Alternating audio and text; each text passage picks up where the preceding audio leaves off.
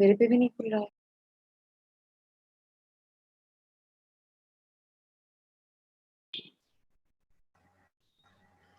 आप सभी का welcome to all. Tomorrow we will have a visit to a local area, a World Heritage destination, that is Ellora. So if you will connect with us, then we will go on to the tour of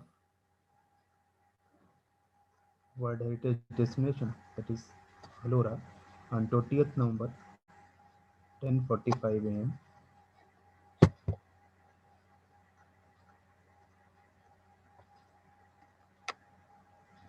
It's a very nice, it is going to be a very good experience for us.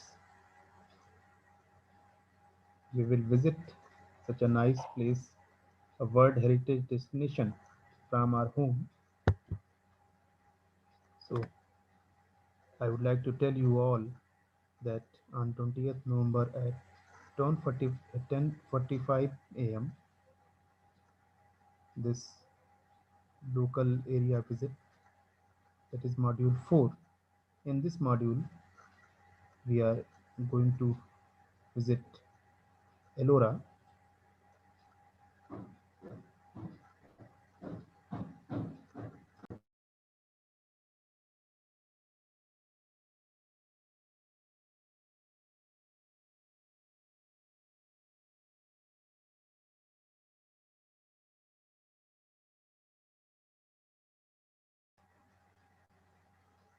On 19th November 2020 in 4:30 to 5:30 p.m., that is evening session, former General Council member of NBA from a BC, CCS University and MMTU, Professor Esker Kak will join with us.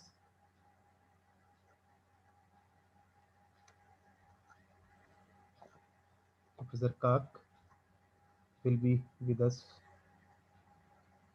today from 4:30 to 5:30 p.m.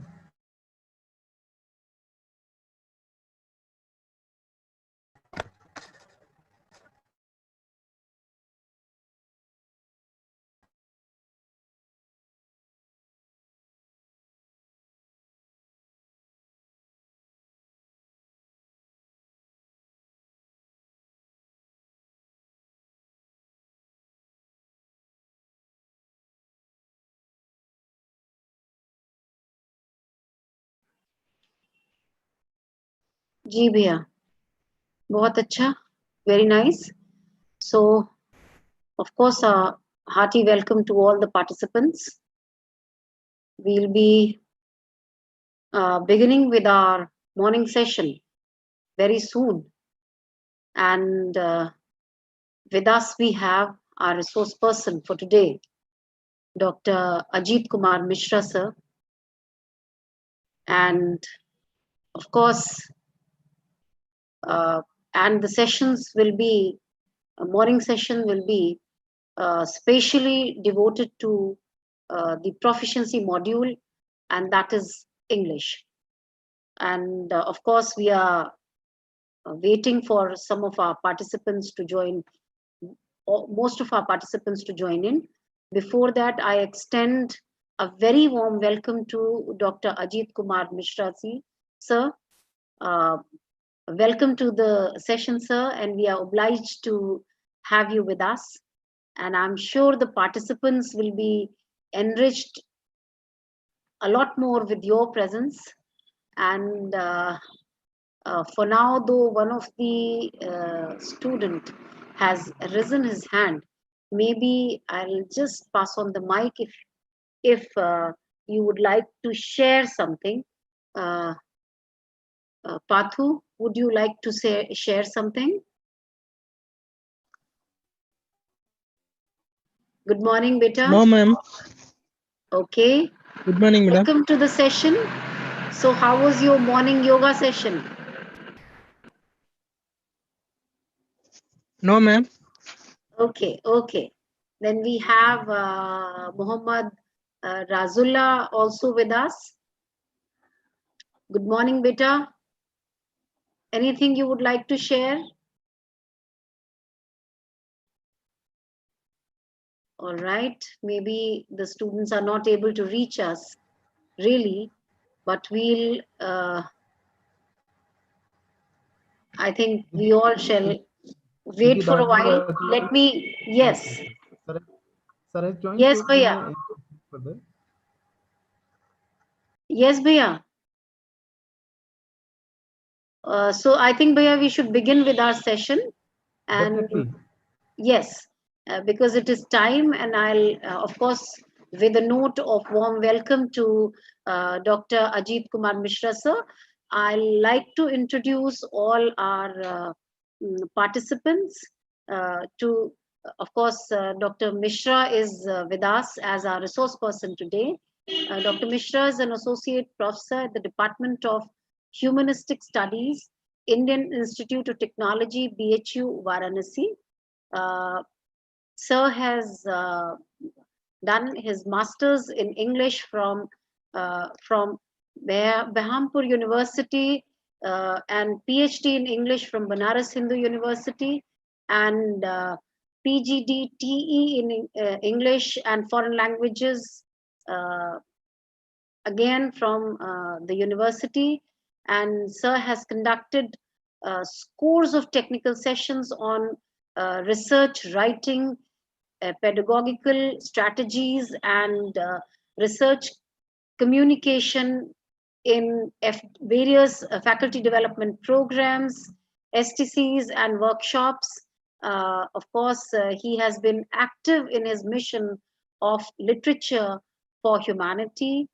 Sir has designed courses like literature and coping skills, literature and design thinking, and leadership through literature to guide, of course, STEM students into world of literary experience and effective knowing. Oh, that's so good, and effective knowing. Currently working on a book, Humanistic Communication, Indian Perspective. This, of course, all this looks quite good because most of these students are going to pursue their technical education very soon.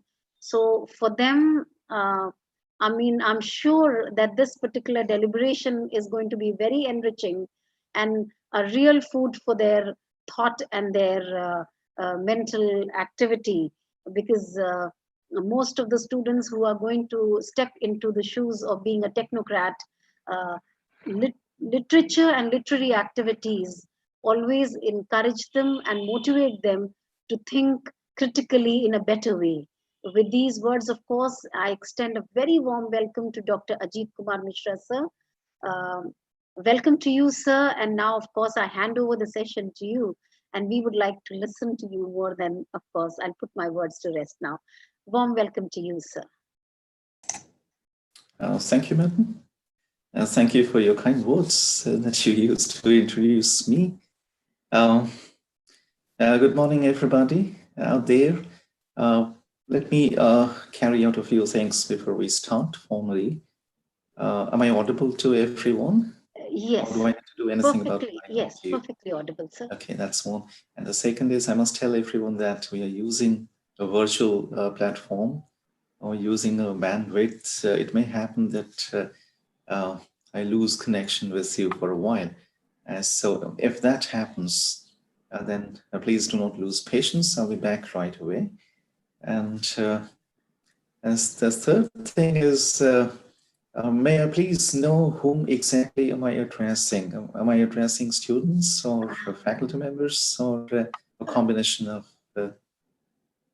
faculty members and students? Very well, sir. We have the major audience is, of course, the major participants are students, but we That's have great. faculty members also with us, because this is Okay. this is a eSIP, that is online mode of students induction program, a module or a sampler. So in this regard, we have large number of students, but of course we have few faculty members also with us. That's wonderful. And That's wonderful. some of the students have their kits and kins along with them. Maybe the parents are also joining in Why to not? listen Why to not? what's going on. Yeah, yeah, definitely. That has to be because every orientation must include everyone, all the stakeholders. So that's always a good idea to get the parents on board as well. So that's wonderful. Thank you, madam. Thank you for that information. Friends, we are going to do a couple of things today. I'm not going to teach you things. We are rather going to do things together. It's going to be a purely interactive session. I can assure you of that. So I'll be here with you for the next 2 hours or so.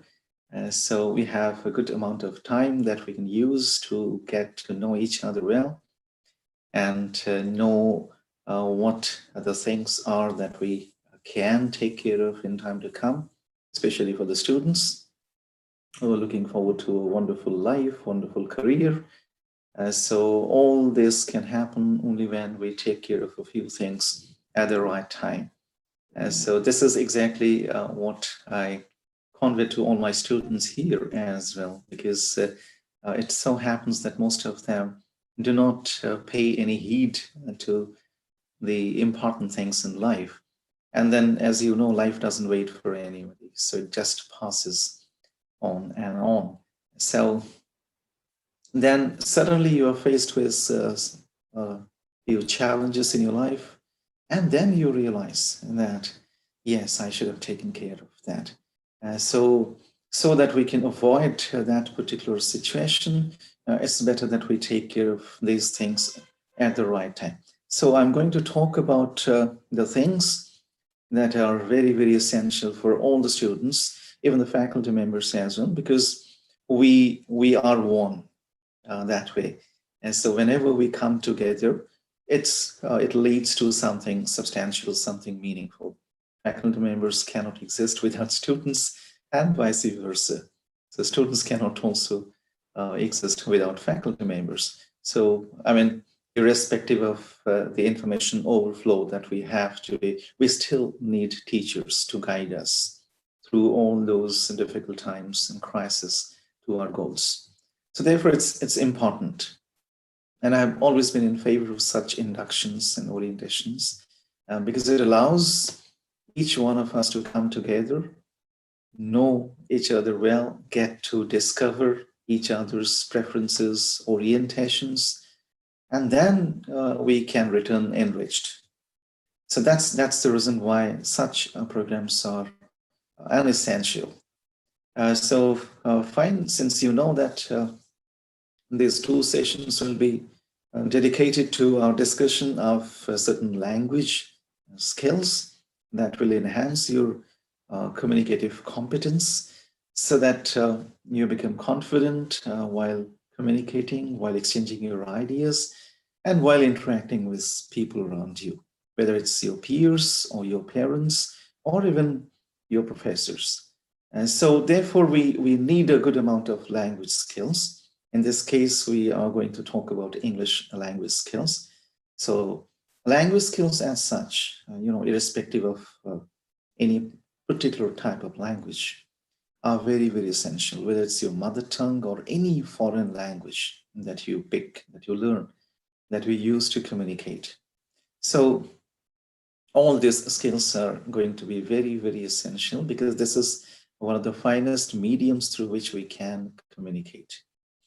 People say that we do not need a language since we communicate a lot through our body movements, gestures, and postures. We may not need a language to communicate. But that may not be true all the times because you may not be able to communicate everything using your body language or your gestures and postures unless you're deeply trenched in the art of performativity. So you're a great performer. You cannot do that. So language is it's one of the easiest mediums, channels of communication, and the simplest and the straightest. But at the same time, we also know that language can be very, very complicated if we do not take care of it. It can be ambiguous, it can lead to conflict, it can lead to ambiguity, it can lead to disasters. And we have been witness to all these happenings down the memory lane. So we are going to take care of a few simple tidbits that I generally share with all my students so that they come to terms with these things and thus empower and enable themselves. So please allow me a few seconds so that I can share my screen with you and we can start. Before we start with the day's proceedings and the session's proceedings, I'm going to, I'll be doing a couple of things in between.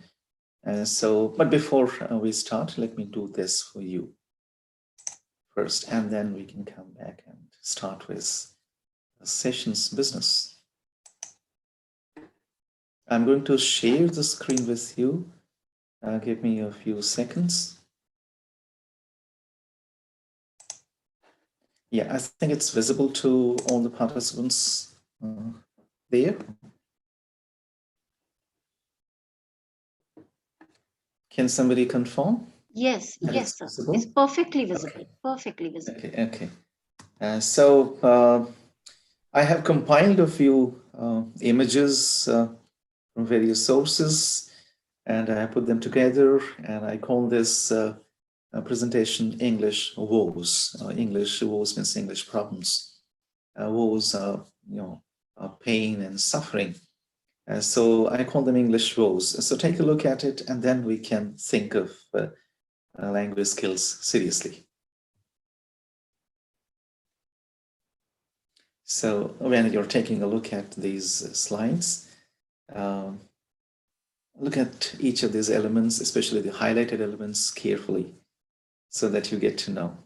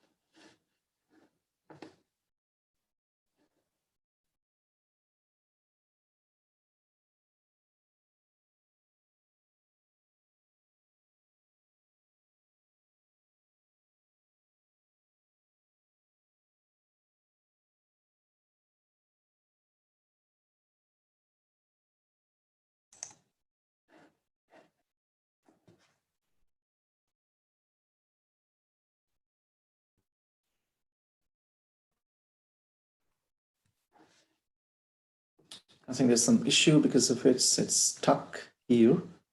Okay, I'll share it again so that we can see through.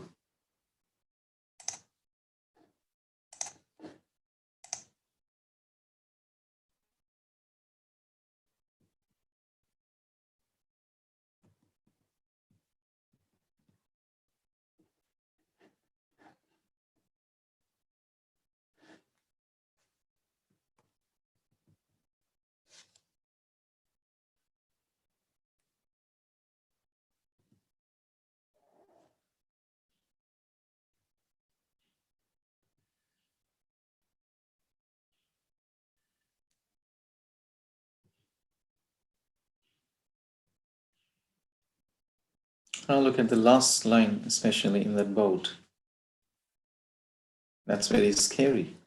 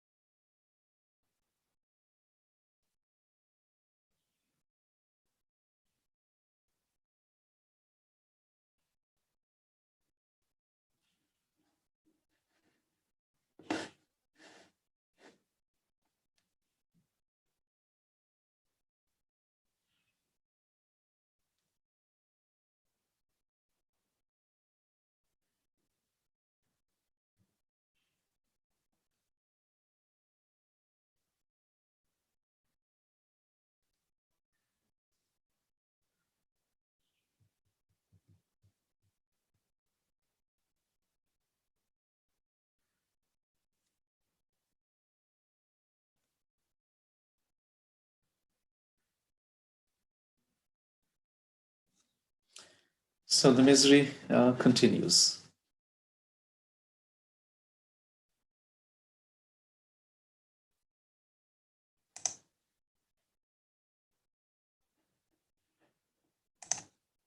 Okay, I'm back in the meeting mode.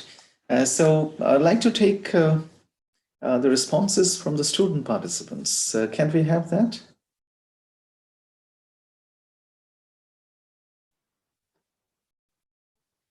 Can we have some responses from the student participants right now? Definitely, sir. I'll just. Okay, would they like to say something about it? Yes. Could they find something meaningful, something, interesting, something that we Hello. can actually seriously consider, or we Good need to morning, sir. consider seriously? Yes, Yes. good morning. Yes. Please. Good Sir, morning. Please. I am Single from Roorkee.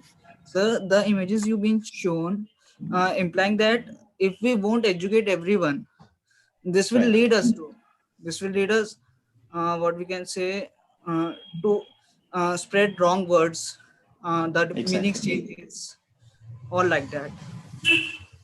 Right, that's true, that's true. Very I am rightly Professor said. Nityanand Chaudhary speaking. And Sir, and what I have understood So, is that, they've literally used phonetics based on how they pronounce the syllables of the word that they intend to communicate. okay. Yeah, I am that's Professor right. Chaudhary.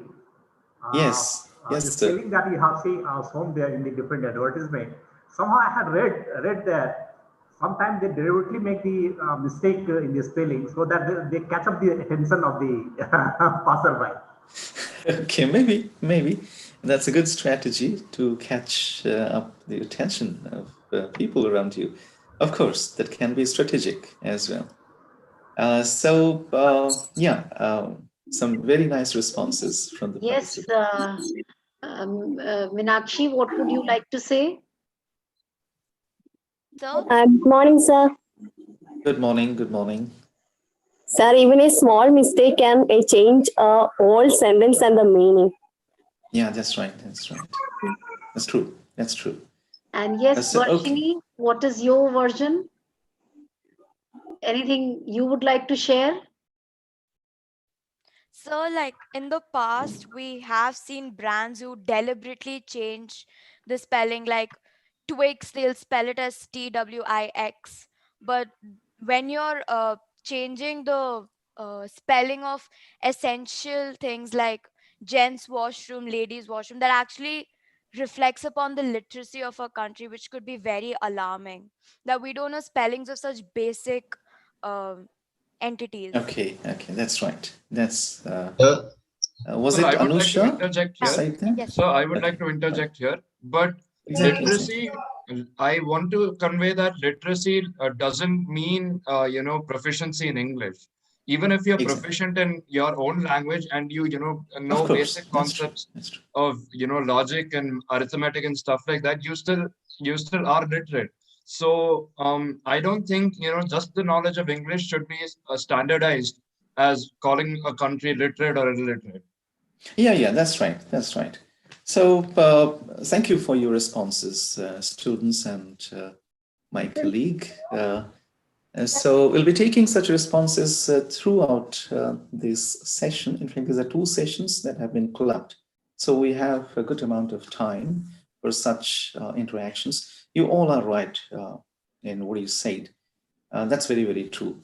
Why I showed you these images was primarily because I wanted you to take note of a few things, starting with spelling. When it comes to communication, it's important that we use the same code. So when I say code, that means the same kind of spelling that is acceptable to a large number of people. That's very, very important. Usage is very, very important. When we come to a higher level, we do not talk about grammar because the very word and the idea that has been associated with is so scary that people run away the moment we pull them towards grammar. So we do not even name that word grammar. So instead we use a better word, that is usage. So usage is a very, very important skill. That means if you know when to use the right word and where to use the right word. So usage skills are going to help you a lot in your professional life and in your personal life as well. So when it comes to vocabulary and usage, these are two of the most important skills that people, everyone in the academies require in order to feel empowered and feel enabled. So most often we do not take care of these things, and that's the reason why a misuse or an abuse leads to disasters. So I'm going to talk about these strategies, how we can improve our usage skills, how we can take note of. The moment I began to show these things, you also began to take note of these things. Since I had highlighted certain areas, it was easy for you to take note of it. But most often while writing, while speaking, we do not take care of these things. And that leads to problems we may not realize, or we may realize it afterwards. And especially when the problem is, it has happened. So therefore, it's important that we take care of these things right at the beginning so that we have a smooth sailing, smooth movement.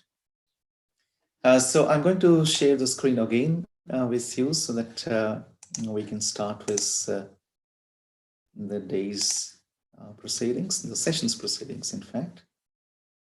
I can still see some raised hands. You may reserve your queries or your questions so that we can take them up, because in between I'll go for a short break so that we can exchange our ideas and views. I think the screen is visible to everyone now.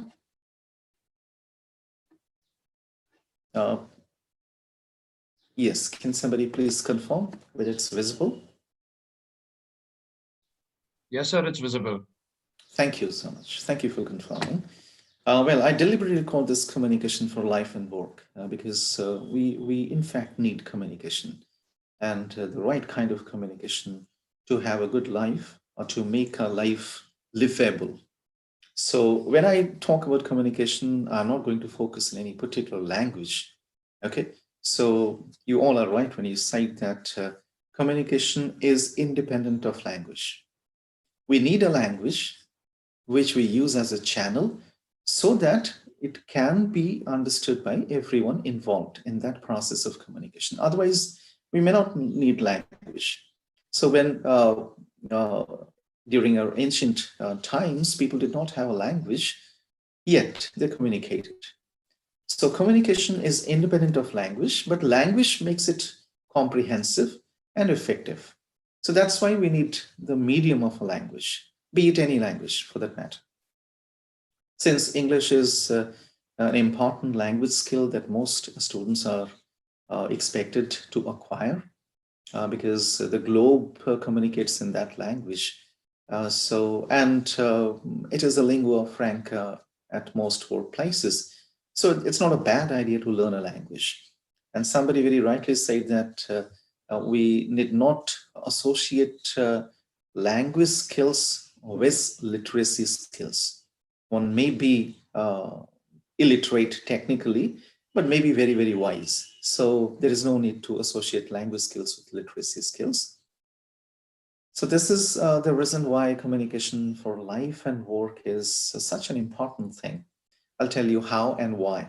So as we move on, we'll be focusing on these aspects. But before that, let me talk about the plan for these 2 sessions, 2 hours. So that's the plan. So I'm going to focus on a few language skills. I don't mean to say that this is exhaustive. There are various other language skills that we may need in order to empower ourselves and feel enabled. But these are the 4 skills, 4 most important skills that I'm going to focus on today so that we can take note of each of these skills. And when we return, we may return enriched. That's my objective for these 2 sessions. We'll return enriched. We'll return with the conviction that, yes, we are taking back something with us. So I'm going to focus on this particular skill.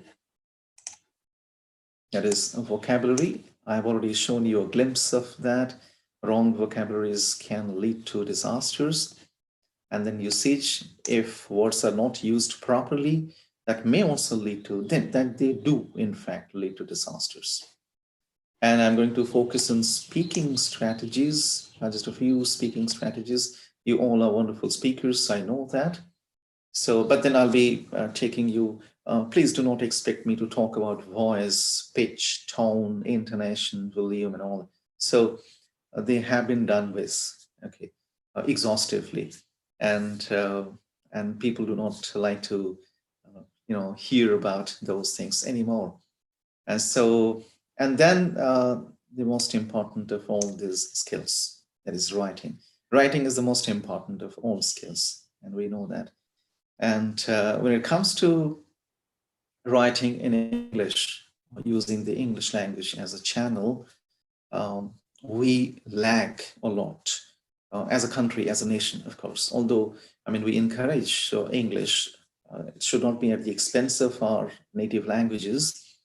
But we have embraced English because it has given us a tremendous opportunity to reach out to the world, to the globe, and make the world realize or recognize our presence. So that's the power of English, which we have harnessed over these times in order to create a global impact. So therefore, there is nothing wrong in learning a foreign language, whether it's English or French or German or any other foreign language. That, in fact, enhances your capabilities as a communicator. So writing is the most important for all those skills. I'm reminded of a wonderful statement issued by a very famous English essayist, Francis Bacon, who said that reading makes a full man. That means reading here means information. So information reduces uncertainty. If you have a lot of information at your disposal, that means you'll be less uncertain. So information reduces uncertainty. Therefore, reading makes a full man. The more you read, the more you'll get to know, get to discover things around you. And then conversation. Bacon calls it conference. Conference means conversation. Conversation, a ready man. I must tell you that man is not gender marked. Man also includes women here. So we can call it reading makes a full human, conversation, a ready human, and writing, an exact human. So the exactness can be acquired through writing only. So when you become good at writing, that means you have acquired that exactness. So therefore, we can start with reading and then move to speaking and then writing. But I'm not going to focus on reading skills in these sessions because we do not have much time. They are so exhaustive, they're so broad that we'll be needing months altogether to focus on each of these aspects and the strategies that they involve. So for the sake of convenience, I'm going to focus on these 4 important skills: vocabulary, usage, speaking, and writing, so that we can get to know how and why these language skills are very, very important for an effective communication in life and work. So let's move. So when it comes to vocabulary skills, you're familiar with all this, in fact. So if I ask you, are you familiar with this? Yes, you'll say yes. We are familiar with word associations like synonyms, antonyms, homonyms, paronyms, and various other types of affixes, including prefix, suffix, infix. So you all are familiar because they're so technical, they're so mechanical in their nature that they have been done with exhaustively. So I'm not going to talk about these things. So you're familiar with synonym, antonym, and a variety of nyms. And there is something that is called semantic mapping. For example, how do you enhance your vocabulary? You can go for a semantic mapping. You're talking about rock, so you can talk about different kinds of rock. For example, metamorphic rock, sedimentary rocks, okay, and a variety of other types of rocks. So that is semantic mapping. So you can create a graphical presentation of the words so that you can see the relationship among those words. So I'm not going to talk about this because you already know. Context clues, it's very, very important because it's not possible and it's not a good idea to run to the dictionary every now and then to find the meaning of a word. So at times, as a grown-up reader, while you're reading something, some text, you can always look for the meaning of a particular word, a difficult word, a new word, or an unknown word in the context itself. So there are various context clue strategies. I have already shared a teaching resource with the organizers. It's a 51-page teaching resource. I have not independently written all those texts, I must tell you that. I have also very clearly mentioned that. I have compiled from various authentic sources. So you can take a look at the context clues there. And then connecting words, you all know, connecting and linking words. We need to move our idea with the help of these connecting and linking words. I'm not going to talk about these things in detail. I just show you a picture of the connecting words so that you can, brush up some of your memories. I'm going to talk about the last four. Okay, so that we add something new, something interesting to our already existing vocabulary storage. So I'm going to talk about formal and informal words. I'm going to talk about how the difference between children and kids might lead to different ideas. So that is formal and informal words. I'm going to talk about new words and a few strategies that you can employ in order to keep yourselves updated with the latest changes in the world of vocabulary, so that you can add new words to your vocabulary as well. And there is nothing wrong in knowing the new words. For example, COVID-19 has severely dented our lives. But at the same time, when we look at the brighter side of COVID-19, we can see now we have a series of new words associated with it, either new words or abbreviations or acronyms associated with it. So you can look for physical distancing, PPE.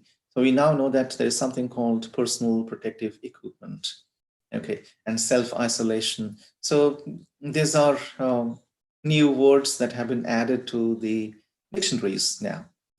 So I'm going to talk about new words. I'm also going to talk about discourse markers. It plays a very, very important role in communication. Discourse markers. They are so, narrow, so little that people generally prefer to ignore them and then do not take care of those discourse markers. They say any discourse marker can do at any situation. So that may lead to problems. So you need to know the right kind of discourse markers that you need to use or you ought to use in different situations. And then I'm going to focus on sensible language, how we all need to use sensible language, or we need to use language sensibly so that we do not end up humiliating or insulting our listeners or our readers. So it's very, very important because we now live in a global environment. And especially when we look at our country, it's so rich, so diverse and so rich culturally and linguistically. So people come from different cultures and they approach a word in a different way than that of somebody else from another culture. So it's very, very important that we understand the importance of intercultural communication so that we become more and more agreeable in our use of language and acceptable by people around us. So these are some of the things. So I'm going to focus on these 4 vocabulary skills, and I'm not going to focus on these skills. Okay. So, I'm sorry. See, the list of formal and informal words. Since we do not have much time, I'm not going to, go into the details of each and everything. I'll just invite you to take a look at these things and then decide for yourself how important it is to know the difference between formal and informal words. So this is say sorry, and then the formal substitute is apologize. For example, when it comes to writing, especially formal writing, we expect it to use formal words. We don't expect it to use informal words. For example, in writing, informal writing, if you write kids, then that may not be acceptable. That may not be agreeable to a lot of people. So they may object to the use of that particular thing. Okay, so there are many people who say that that barrier, that divide is bridged now. But then for the sake of seriousness, we need to take care of this distinction between formal and informal words. Otherwise, there'll be no seriousness. People can wear anything to their workplace. Okay, so when that happens, we may think of intermingling the formal and the informal. So as long as that doesn't happen, then we can think of maintaining and respecting the difference between formal and informal expressions. So it's, for example, you can see a lot of phrasal verbs here, one there, and then one here. So it's a general idea. It's a general belief that it's not a good idea to use phrasal verbs in formal writing, because we have better substitutes for all these phrasal verbs. So for example, instead of writing deal with, I don't know how to deal with my job profile. So instead of writing deal with, you can always write, I don't know how to handle my job profile. So that's more formal. So instead of writing setup, you can always write establish. So this difference, I mean, this is not an exhaustive list. You can find an exhaustive list of formal and informal words. In fact, there are a few dictionaries that have, they are specialized dictionaries of formal and informal words or vocabulary. So you can consult the formal and informal vocabulary to enrich your. What I mean to say that I don't say that the informal words are useless, they are worthless. No, they are as useful as the formal words. But if we have access to both, then we are far more empowered. And we have every reason to believe that we know more. So if you have access to both the formal and the informal words, then you can easily play on words. You know how to use and when to use a formal or an informal word. So what I think is it's always a good idea to be well versed with both the things, the formal and the informal expressions. So I'm sorry. So that's all about formal and informal words. I'll go, show you a couple of things. I'll give you a couple of exercises. For example, I'm using couple. Couple is informal. Since we are speaking to each other, it's acceptable. But the formal substitute is few. I'm going to show you a few questions or tasks. So when we are speaking, we may use informal expressions because we are comfortable with that. But when we are writing, we are not expected. So it's a good practice.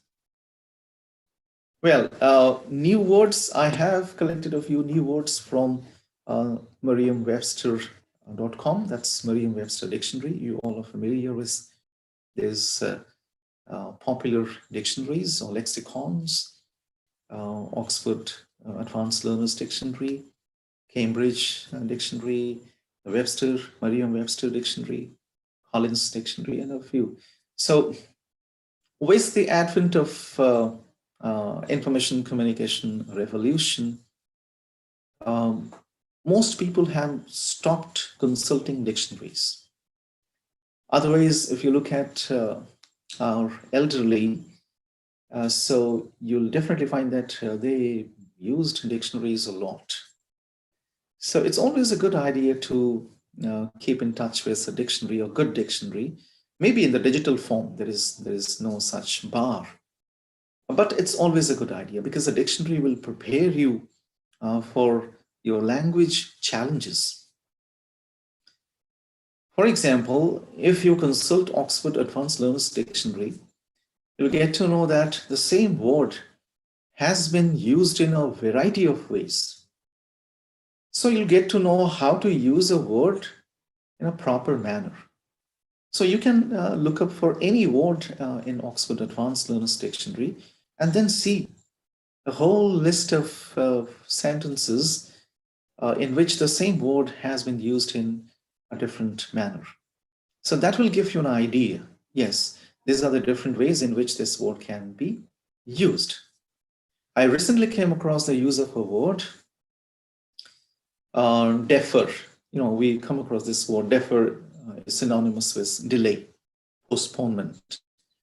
So somebody wrote that this particular practice has been deferred from this semester. Okay. So then we discussed whether we can use from with defer. Then we went to Oxford Advanced Learners Dictionary, and we find that we cannot use from with defer. So that's a wrong usage. So it may be acceptable to a few, but will not be acceptable to a large number of people. So when it comes to acceptability and agreeability, it's a good idea that make it acceptable to a large number of people, not to just a few.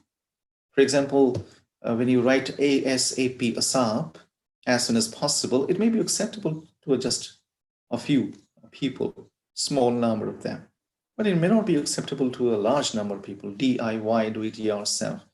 So using those abbreviations that belong to an esoteric register is not a good idea. So when you look at these new words, you can see these are the words that we got from COVID-19: physical distancing, self-isolate. And you also know social distancing, how social distancing was misinterpreted and it led to problems. Therefore, it was officially withdrawn by WHO as well. In a press conference, WHO officially withdrew the use of the word social distancing. So now people prefer physical distancing. So we have this indigenous expression, which is far better than anything else. So do gaj ki duri. Okay, so a distance of 2 yards. So that's a far better expression, which is very, very indigenous and native. Do gaj ki duri. That also includes the idea of physical distancing. And then contactless delivery. These days, there's shopping sites like Amazon, Flipkart, and a few other sites. They claim that they are going to ensure contactless delivery. Okay, that means the delivery person is not going to come in contact with the person the consignee receives that consignment. So WFH is a very popular abbreviation now, work from home or working from home. So it's WFH. I'm quoting from Merriam-Webster dictionary. They have accepted this. And PPE, you all are familiar with. So letterphobia is again a very interesting new coinage because a lot of people saw during the COVID times that people were generally scared of doctors. So this is a fear of doctors, letterphobia, because owing to several reasons, they suddenly developed a fear of doctors. Now that has become stable. Okay, that has settled. And so it's a phobia now. So it's letterphobia, fear of doctors. And nosocomial phobia is a fear of hospitals. You might have seen how many people resisted to being taken to hospitals during the COVID outbreak. So that has also turned out to be a phobia now. So it's nosocomophobia, a phobia of hospitals.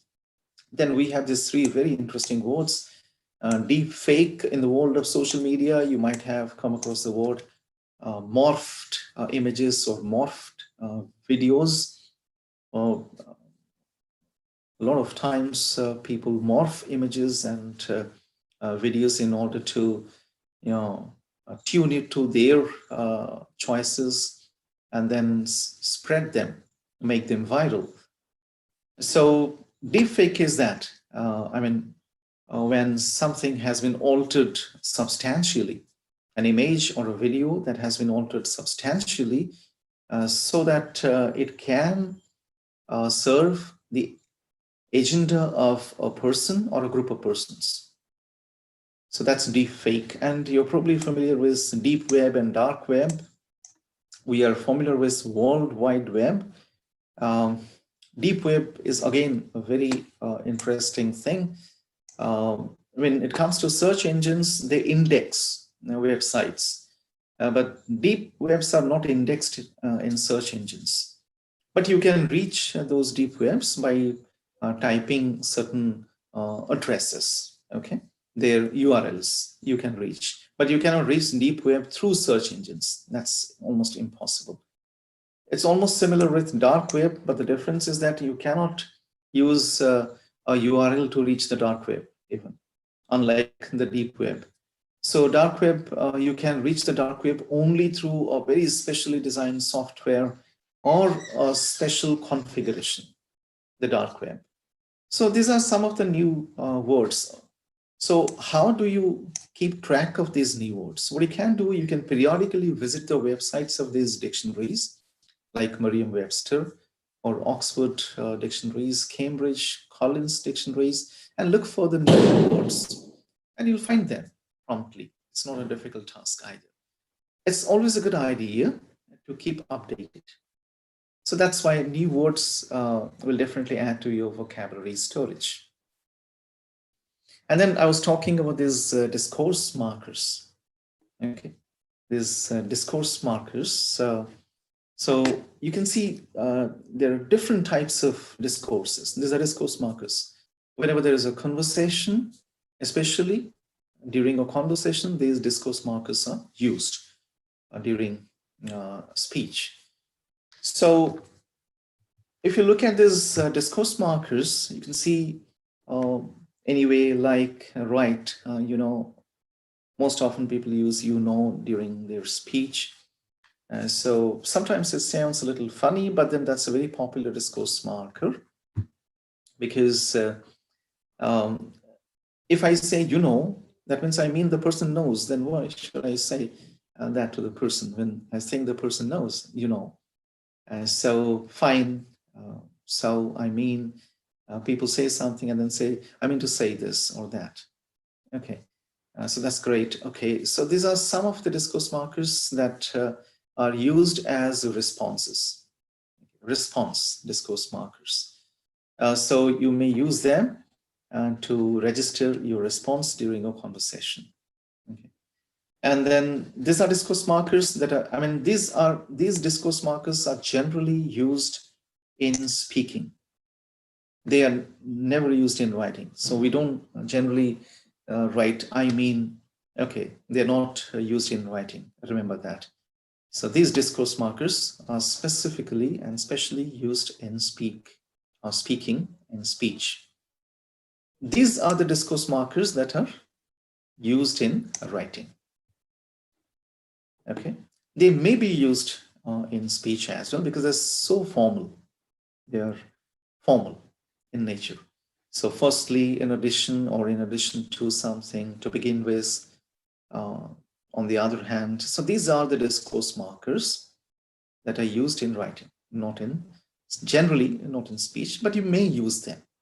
If you want to add a formal environment to your speech, you can always use them.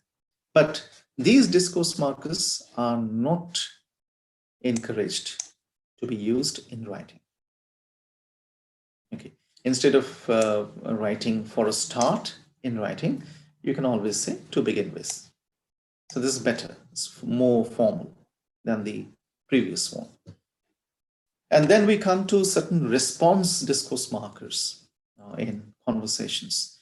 So these are response discourse markers. And you all know that there are non-verbal discourse markers as well. We call them signals. So nodding, okay, nodding vertically and nodding horizontally, and using hand gestures, and even sometimes postures. Okay, body movement, body postures. So they are very popular discourse markers.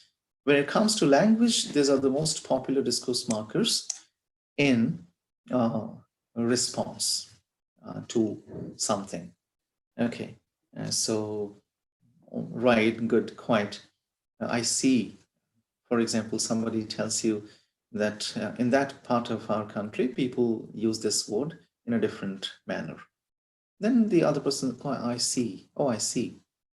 So that's a discourse marker. Okay, so you're registering your response.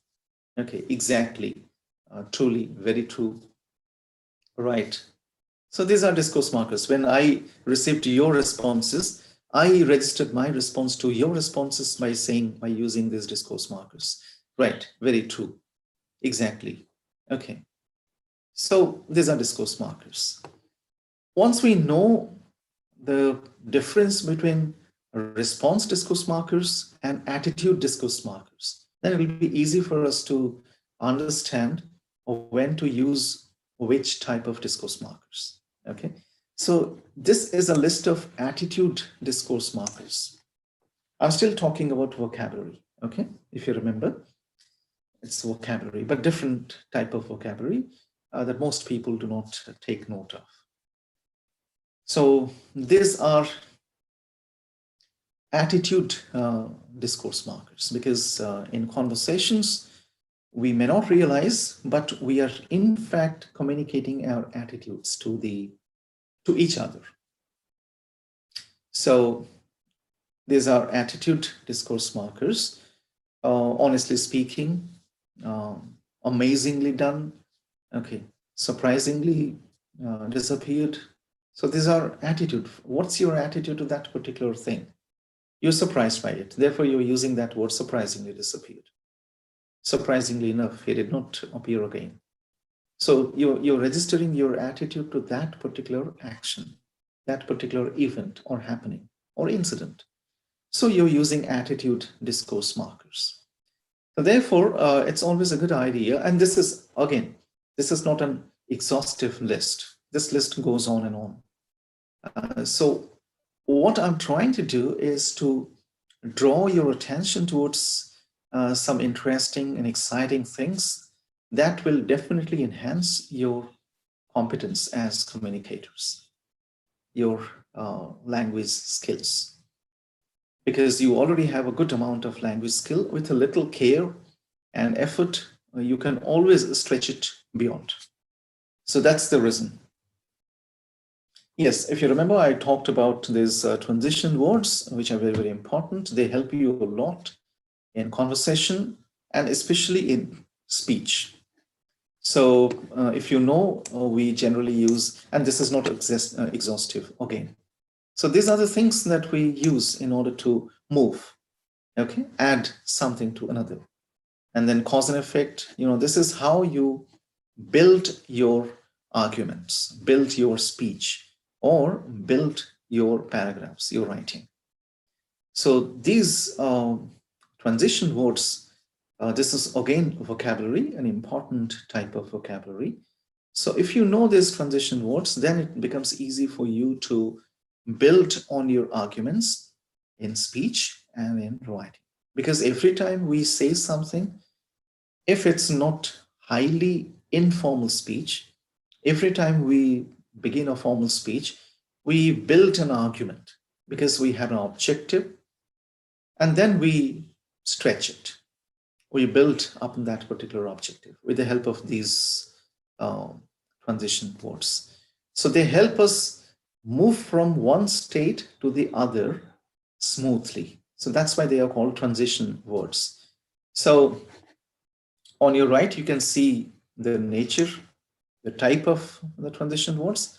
If you want to put or lay an emphasis on something, then these are some of the words indeed, in fact. Okay, if you want to give an example, so you can start, for instance, for example, specifically to illustrate my points, I'm going to show you these things. Okay. And then, I'm sorry, then the other things as well. So it's always a good idea to be familiar with these transition words so that when it comes to speaking or even writing, you'll not fumble, you'll not get stuck. You'll have a smooth sailing all through. And then we come to usage skills. But I think it's time. It's 10:26 right now. So we can go for a short break. When I say short break, I have got this message from the organizers that this short break means that we'll have a discussion. We'll take questions. I'll be happy to take your queries and questions. Once this break is over, we'll resume our discussion of the next set of skills. Thank you very much for this session and your time. So we may take queries and questions now. Right. Thank you so much, Dr. Mishra. And of course, as I can see, a very useful and enriching session, which of course each one of us need to pay a lot of attention to, because knowingly or unknowingly we use such words uh, in our everyday communication or even in writing. At times, yes, I could also observe that there are certain words which probably, of course, due to ignorance, I may be using not at the right appropriate, not at the appropriate place. So this has been very enriching for both the students as well as faculty members. Definitely, there are large number of hands risen. I'll just pass on the mic so that they can communicate directly with you, and we can take up some of the expressions from either YouTube.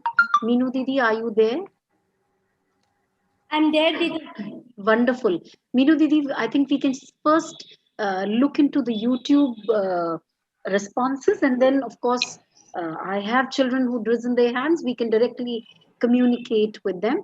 Otherwise, let me just convey that it's a time for a short bio break of 15 minutes. That is from 10:30 to 10:45.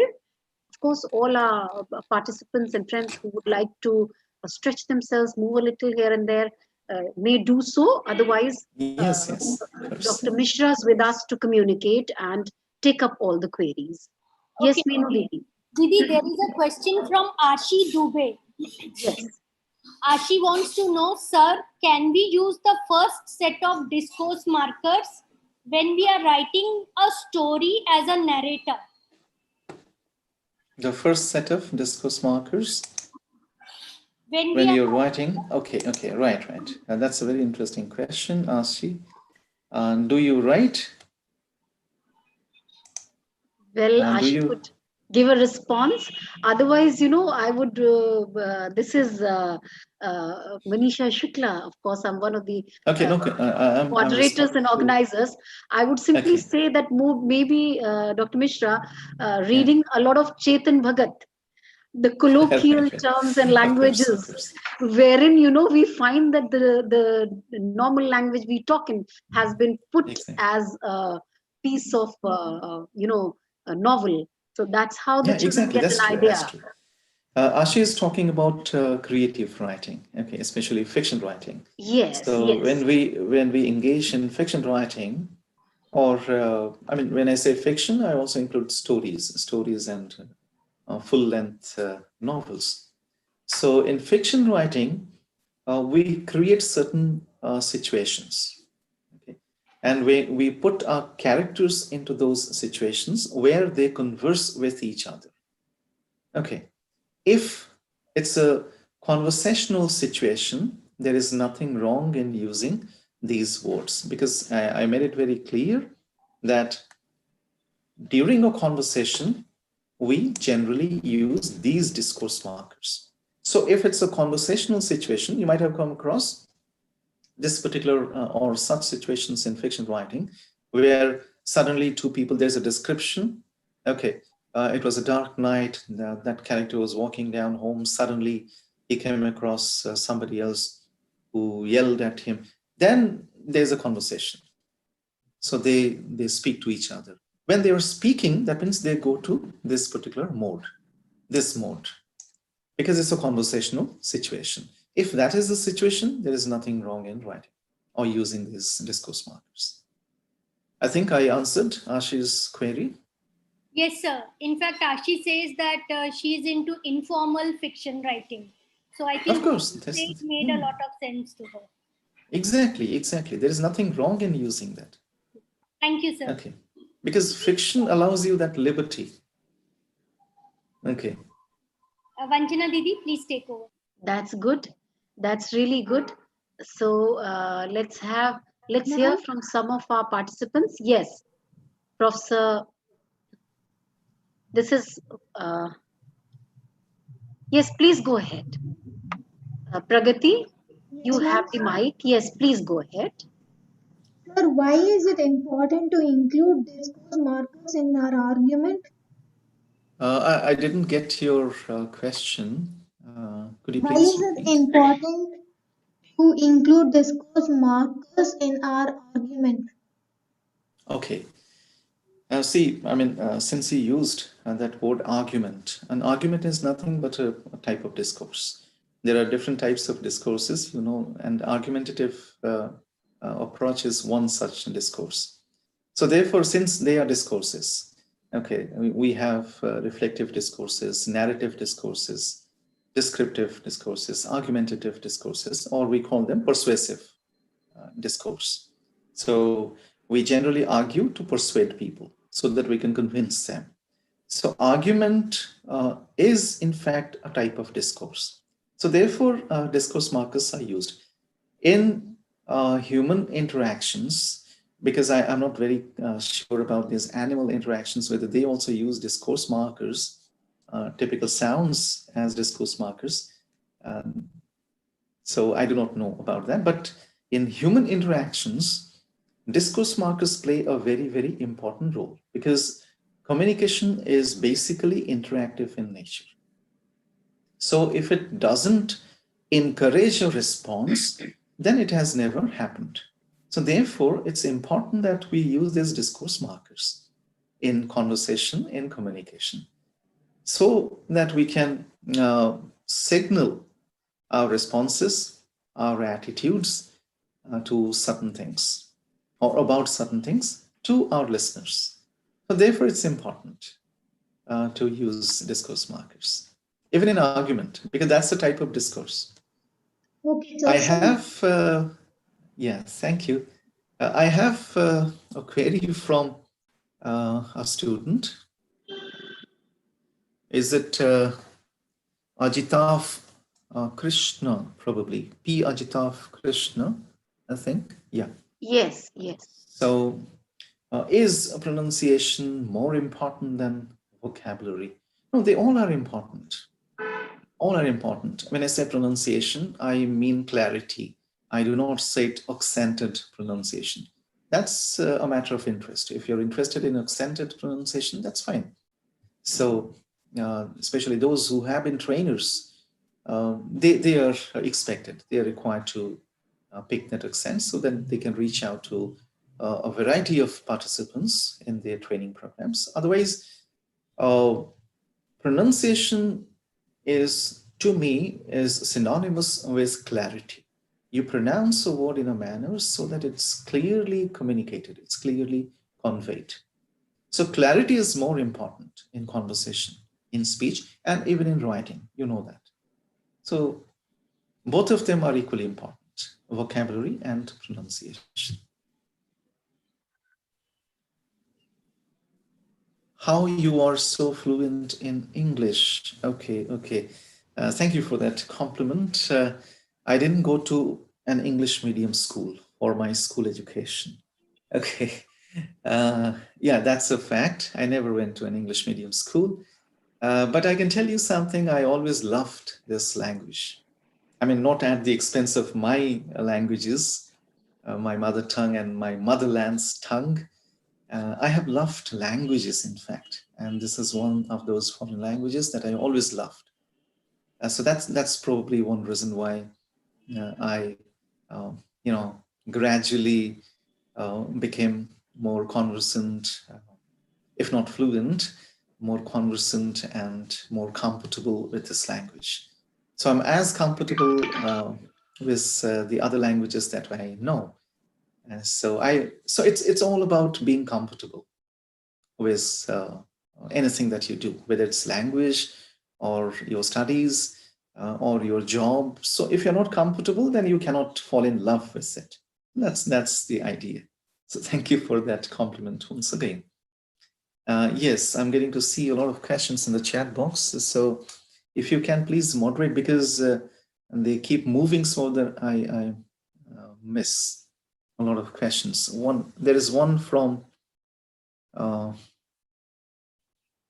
yes, Dr. Sanjay Padhi from Konark Institute of Science and Technology, but I couldn't see any question there. Okay. All right. So if you can, madam, if you can moderate those questions, if you can send them questions to me, because I have missed quite a few of them. Is it possible?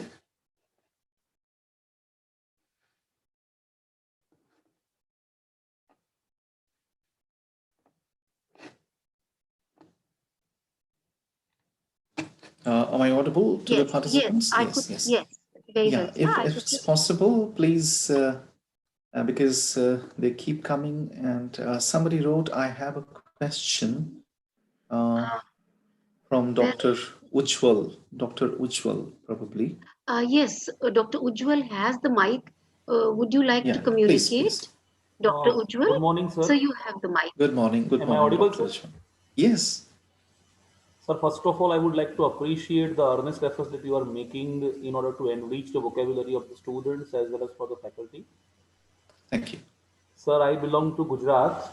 I am an engineering faculty, but I used to teach English in various disciplines. Sir, my question is, sir, how we can make the students more aware and make them more interesting about the learning of languages, especially English, as in when they are technical students, and apart from the core subjects, it becomes literally very difficult or challenging task for the faculty to sustain the interest in the class. Exactly. Yeah, that has been a challenge. It's a very interesting question. That has been a challenge for most faculty members across institutions and across places, because at times it's very, very difficult to excite interest in these students, because they're focused elsewhere. They're focused on their sciences and engineering subjects. So they think that language comes to them naturally. So whatever little knowledge of language they have, they can still manage with that, because ultimately they're going to sit at a desk and deliver their task. So they're very, very clear about that, because most of these students who come to us come with one point agenda, and that is a pay package, nothing else. So what I normally do is I wake them, I shake and wake them up. I try to make their activities interesting. I don't do things. I don't tell them things. I give them certain tasks that are interesting. For example, I ask them to create a collaborative document. Okay, create a collaborative presentation on something, on maybe letter writing, collaborative presentation. The moment you give them the task, if you give the task individually, some of them may feel interested, but a large number of people will lose that interest. They'll just do something and submit it. That's the only problem that we are facing, sir. Actually, if we stick to the syllabus, it becomes too dry, it becomes too monotonous for them. It becomes just a mechanized process for them to, let's say, grasp the ideas and then write it down in the examination. And the purpose actually that we want to serve may not get fulfilled. Sir, I do agree with you that we are also having the various club activities where we would like to suggest students activity-based learning, presentations, so that they have a little bit less fear than this particular foreign language. Actually, Right. they used to speak more vernacular words and these slangs and everything. So they are least aware about all these activities. So thank you, sir. Thank you for providing such platform to us, sir. You can ask them to work in groups. Yes, sir. So that will bring them together because they are far more comfortable with each other than with the faculty member, because it takes them some time to actually break that ice. So breaking that ice is not an easy task. It requires some time. Actually, sir, And they have been in a yes, nutshell of studying only the syllabic point of view. So rather right, than focusing on the external impact of language and let's say getting benefited out of it, exactly, so that's what we are doing, sir, in our college. Thank you, right, sir. right. Then Thank that's you. wonderful. Thank you very much, sir. Thank you, thank you. Well, so there's Yes. one child, uh, Bhavanshi Karthik, writes that, sir, according to my opinion, uh, uh, like be used as the formal translation for I mean. Sir, can, according to my opinion, it be used as a formal translation for formal translation? Okay. Thank you for that question, Vamshi. Um, yes. In the place of I mean, you can write, but according to my opinion, it's not the right translation of I mean. So you can, in fact, this is an alternative expression. In fact, it's not a translation. So in the place of, according to my opinion, because you have combined two things, you either write according to me or you write in my opinion. Okay, so both are equally good. So according to me, this is true. Or in my opinion, this is true. Okay, so, but please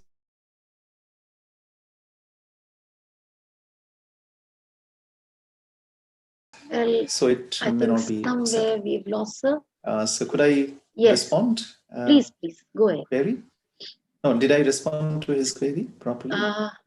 Vamshi? Well, uh, though, I mean, I'll expect, Bhavanshi, you may just put in your uh, response in the chat. Otherwise, in case you raise your hand, beta, I'll just pass on the mic to you. Rishikesh, yes, would you like to? Yes, ma'am. Please So go ahead. why is, especially in regions like India, why is British English preferred more than the American English? Okay, Rishikesh. See, the biggest difference between British English and American English is that American English has been extremely liberal in its approach and its attitude. It has been liberal. And we have a history, a long history behind this approach and attitude. It started on a note of conflict because America wanted to do away with England, its actual original motherland. And it finally led to the Boston Tea Party, the War of Independence in America. America wanted to register its distinct identity by doing away with the British English. And fortunately enough, it had an opportunity to reach out to the global audience through its devices, especially a computational machine. So when you look at your computers, they generally have American English standards pre-installed in them. Yes, Okay, so that's fine, and there's nothing wrong. I don't say that American English is wrong and British English is right. I'm nobody to decide that. British English is the original English. Okay, so that's one big reason why it has a lot of refinement. It has a lot of grammatical structures to support its syntax, its semantics. Okay, I mean the structural properties of its language, and the semantic properties as well. So that's one big reason why it is treated as more formal in comparison to the American English. But when it comes to acceptability, there is no basic distinction. If the audience that you are reaching out to accepts American English, there's absolutely nothing wrong in using that. And if your audience accepts British English, there is also nothing wrong in using that. What I normally think is that if I know both the American English, the American practices, the American standards, and the British standards, that will always give me an added advantage. I'll be talking about it in detail in the upcoming session. For example, when it comes to letter writing, so which standard are you going to follow? I'll be talking about it in detail. I'll give you an example of that as well. So in common speech, can we use both together? That's not a good idea. This mixing is not a good idea. For example, the Americans call the footpath a sidewalk, and sidewalk. Yeah, so can I literally say that, on turning my car, I use my indicator, which the Americans call blinker. So can I say that blinkers.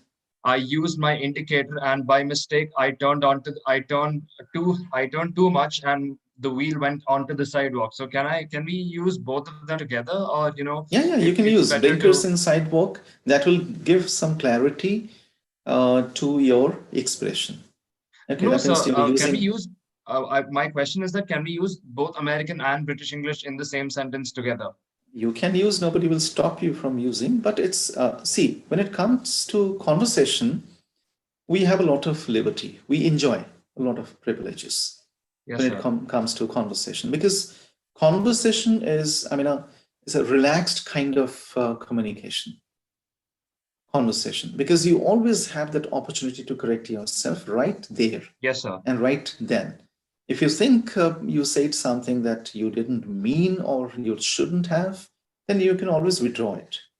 You say, I didn't mean that. Okay, or I withdraw my word. I wanted to use this one, but I mistakenly used that. So conversation is far more relaxed because it is characterized by the presence of the user. When it comes to writing, such a mixing is not acceptable. And it's not a good idea to mix. For example, in the same document, you use two different kinds of spelling for the word color. In the first place, you use COLOR, and then after two more sentences, you use a different spelling of the same word. So that will create some noise that will lead to irritability. So in writing, which is extremely formal, because it is characterized by exactness. If you remember, I talked about Bacon's statement. So it is characterized by exactness, preciseness. If we keep writing exact, precise, and serious, so that's going to help us a lot. But in conversation, you can always use, no problems. Instead of calling it silencers, you can mufflers. You can say mufflers, and then you can say, provided your listener understands what mufflers means. Otherwise, it's not winter and you're still talking about mufflers. Okay. So which is the British word? Yes, silencer. Silencer. Okay. Yeah. So the Americans say mufflers. Muffler, yes. In the same way as indicators and blinkers. Indicators and blinkers, and they call the bonnet the hood, and the engine the motor, and so on. Yeah, that's right. Yeah. So they devised their own vocabulary just to be different. Otherwise, they cannot create their separate and independent identity. They'll still be known as the descendants of the British Empire. Okay, so that's it. And we have our own English. We call it Indian English. Indian English, isn't it? So out of station is very popularly accepted and very popularly practiced, even in government documentations, out of station. But out of station is nowhere mentioned in any of the English dictionaries. Yes. Okay? So I'm going out of the city, I'm going out of the town, I'm going out of the station. Perfect, because it is accepted. The proper word is I'm going away on a business trip, on an academic trip, okay, on a family trip. So I'm going away is a proper usage. Okay. But in India, people do not use I'm going away. They say I'm going out of station. That will lead to problems. That will lead to ambiguities. Dharmendra uses suicide in Sholay. Okay, then people have to ask, what does this word mean? Suicide. So when the English die, it is called suicide. Okay, so that will lead to problems. And so we have our own variety of English, Indian English. So if you know American English, British English, and Indian English, you're richer than any other person. Thank you, sir. Okay, yeah, thank you. Good morning, sir. Yes. Good morning, sir. Good I morning. wanted to ask that if we write wrong English, like in the posters that we saw, the English was wrong. So is it better to use Hindi, which is perfectly correct, than writing wrong English? There's no problem because if you're required to use English as a medium of communication at a certain place, and then probably you cannot replace that with any other language, including Hindi. Okay, so it is not about substituting one language with the other. It is more about propriety. So being proper, developing that proper approach to a certain thing. In this case, language. So You're saying that it's better to write correct Hindi than preferably wrong English. Like we see in the posters, it is wrong English. So should they write in correct Hindi, maybe? There's no problem. I mean, you can always use correct Hindi in the place of bad English, or good Hindi in the place of bad English. You can always use that, do so, provided it is permissible. Okay, for example, while writing your answers in response to your examination questions, if you're allowed to use Hindi, then you can do so. Otherwise, you need to use English. Okay, so if that particular situation allows you to replace one thing with the other, you can always go ahead and do that. There's nothing wrong in doing that. If that situation doesn't allow you, then you need to develop ways, develop approaches to correct yourself so that you communicate your ideas properly. So that is the idea. So therefore, you can correct yourself. Hello, sir. Hello, sir. Yes. Sir, I have a question. Yes. How can we get rid of the fear while we are speaking in front of large audience, sir? You're not afraid at all. You're speaking in front of a large audience. Okay. But in front of a people. All right. When you face people, yeah, that's very natural. We all have stage frights. Okay, we all have our share of fear, nervousness. There is no one in this world who is not nervous or scared. Okay. Even I also experience nervousness every time I meet an audience, but that's a positive kind of nervousness that drives me towards a substantial delivery of my objectives. Thank you, sir. You know, Sir. the best way, I mean, what I think, the best way to overcome stage fright or audience fear or phobia is to go there. So you start it. Unless you start, you cannot overcome your fear.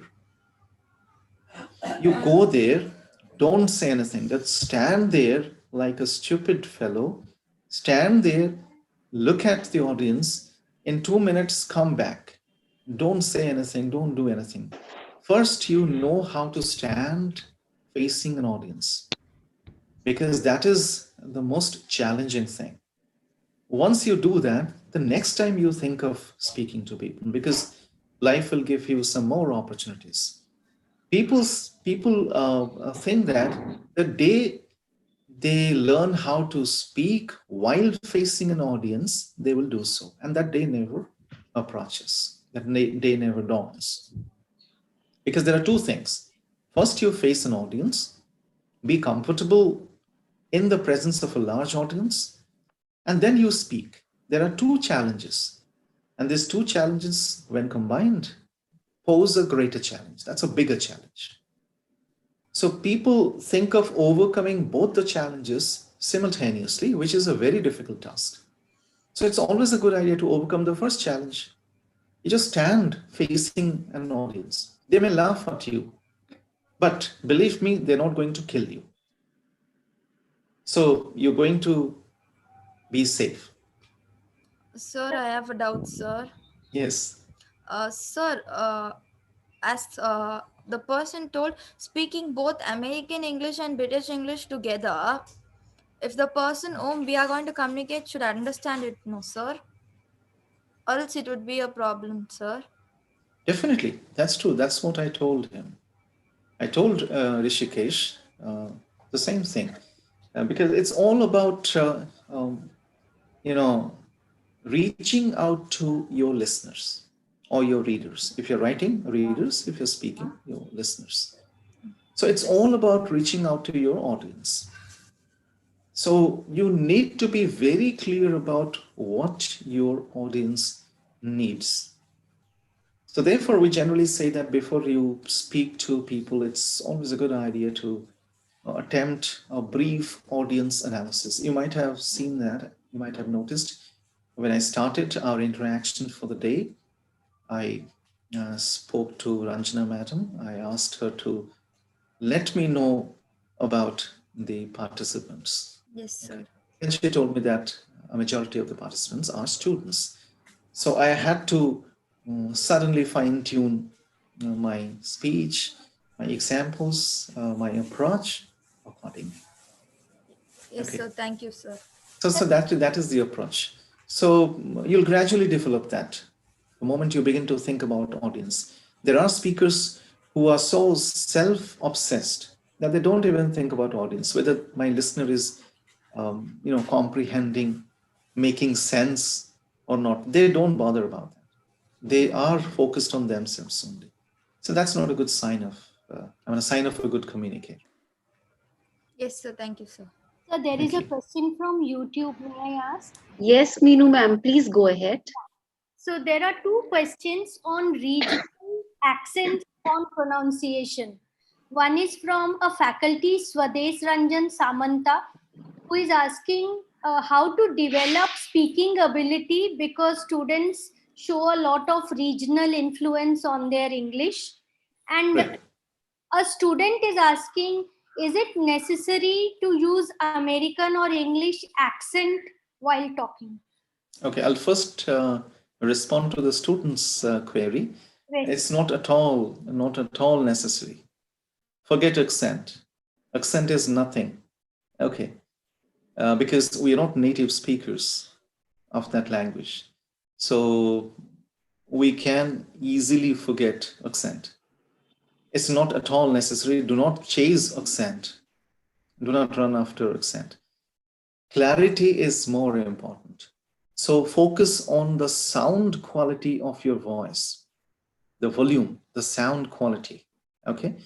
Because I don't exactly know whether most of you ever take a sound test. I don't think most of the speakers take a sound test because they think, yes, I sound, I'm audible, therefore there's no need to go for a sound test. But it's always a good idea, especially those who are looking forward to be good communicators. It's always a good idea to go for a sound test because you need to know your voice. Okay, in the same manner as you need to know your body before you decide to go to a gym. Okay. Sir? So, yes. Good morning, sir. Yes. Let me respond to that question first, please. Okay, sir. Okay. So therefore, accent is not important. Forget accent. Focus on the sound, clarity. If you sound clearly, then you have every reason to be happy. So if you chase accent, you'll lose a lot of valuable time doing so. So that's not a good idea. And then to the question that was raised by Dr. Samantha. So could you please repeat the question, madam? Meenu, madam? Sir, he wants to know, as a faculty, how should he work towards developing good English, spoken English skills for his students, knowing that there is a lot of regional influence on their English. Right. That's true. That's very, very true. A lot of regional influence. So this mother tongue interference or influence. For example, you'll come across a lot of people in Punjab who pronounce school as sakul. So that's an instance of mother tongue influence. And in UP, Uttar Pradesh, people pronounce it as iskul. Okay. So there's nothing wrong about it because that's the impact of the mother tongue. Our tongue positions as we grow up, listening to the sounds produced around us, our tongue position is adjusted accordingly. Okay.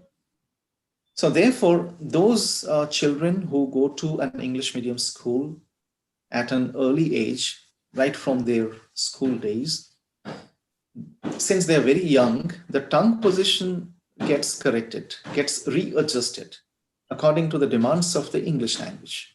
So they overcome that problem. But for those students who come from schools in which the regional language is a medium of instruction, the tongue position remains to be the same. Okay. And as they grow up, it remains to be the same. Now, there are certain corrective measures that you can, because one has to do it consciously. There are a few, pronunciations that may be ignored. If it doesn't sound too awkward, then that can be ignored. But you can focus on those sounds that actually sound awkward. So you can pick those sounds and then work on those sounds, especially the tongue positions. Because I have done this, I have made people overcome the iskul phenomenon and start speaking or saying school. So there is no problem. It's easy. Since we all speak naturally, the tongue responds to the natural, speech type, speech pattern. Therefore, we keep pronouncing iskul. But once you pick these awkward sounding words and work on them, it'll be easy. You can easily help them overcome those issues. So you tell them this is how you pronounce it. If not in an accented manner, at least in a clear manner. So that can be done. Thank you. Sir, very good morning, sir. Yes, good 1 morning. minute, please. I'll finish from the YouTube if you don't mind. Sure, madam. Yes. Sure, no problem. Yes. No problem. So, Meenu ma'am, Gursimran, please go ahead. Yes. thank you. Last question. Gursimran Singh Rajput is a student who wants your comment, sir, on WhatsApp English. Okay, you're a master of that. So how can I comment on that? Because I'm not a good user of social media. I'm very, very slack when it comes to using social media. So I find my students masters of social media English. WhatsApp English, okay. We call them register-based English, okay. Or for that matter, any language.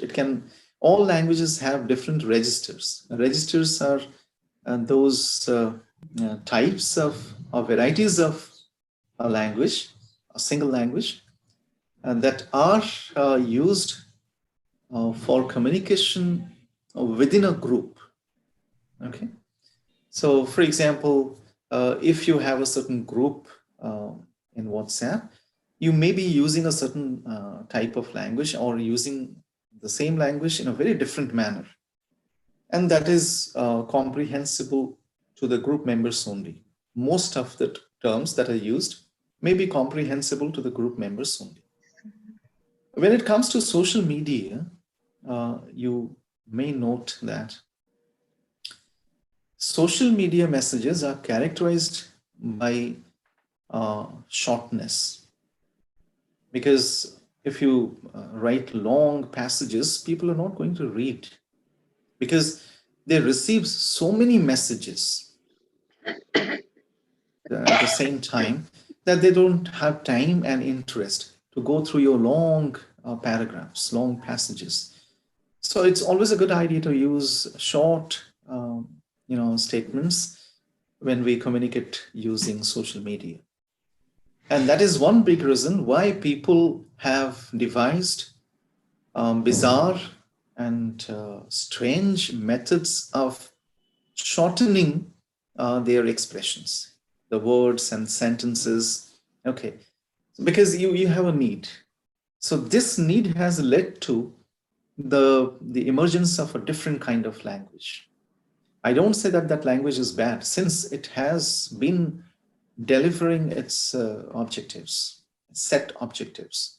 So that's not bad, as long as it is practiced, it is understood by a certain group. But that's very, very limited, and that's too highly informal. That's informal. So there's nothing wrong, okay, in using that. But then one should always know when not to use that type of language. So if you go on using WhatsApp language in your answer script, you'll definitely lose some valuable marks. Okay, thank you. Very well, Dr. Mishra. I think though we should start off with the session, because we've already taken an extra more than 20 minutes. Yeah, right. For I the can see talk. that. But but there's one question which has been put up by Aditi Batra in the chat. I'll just read it out to you. Please, please. If we want to ask someone about one's profession, how do we ask? We say, "What's your father?" Or is that so, sir? Please explain. What's your father? Like if somebody wants to know about another person's profession, or maybe the child's parents' profession, then how should the question be framed and put up? Exactly. So this has been a general practice. What are you, or what's your father? What's his father? Okay. So that's it has been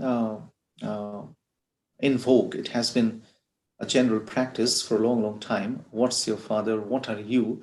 But then when you look at the tonal quality that we generally produce while using this statement, that turns out to be a commanding tone, which is discouraged in proper communication, especially communication for life and work. We generally discourage.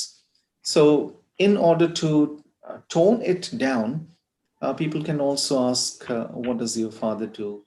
Okay, what's the profession of your father? What's the vocation? So when you ask these questions, you're actually, you can note them yourselves, that you are in fact toning it down. Otherwise, the moment you ask, what is your father? Because since you're ending with a question mark, and that too, it's a very short question, the intensity of your tone remains to be the same, even at the end of this question. So you start with a question word, that is what, and then you end with a question mark. So the intensity remains the same.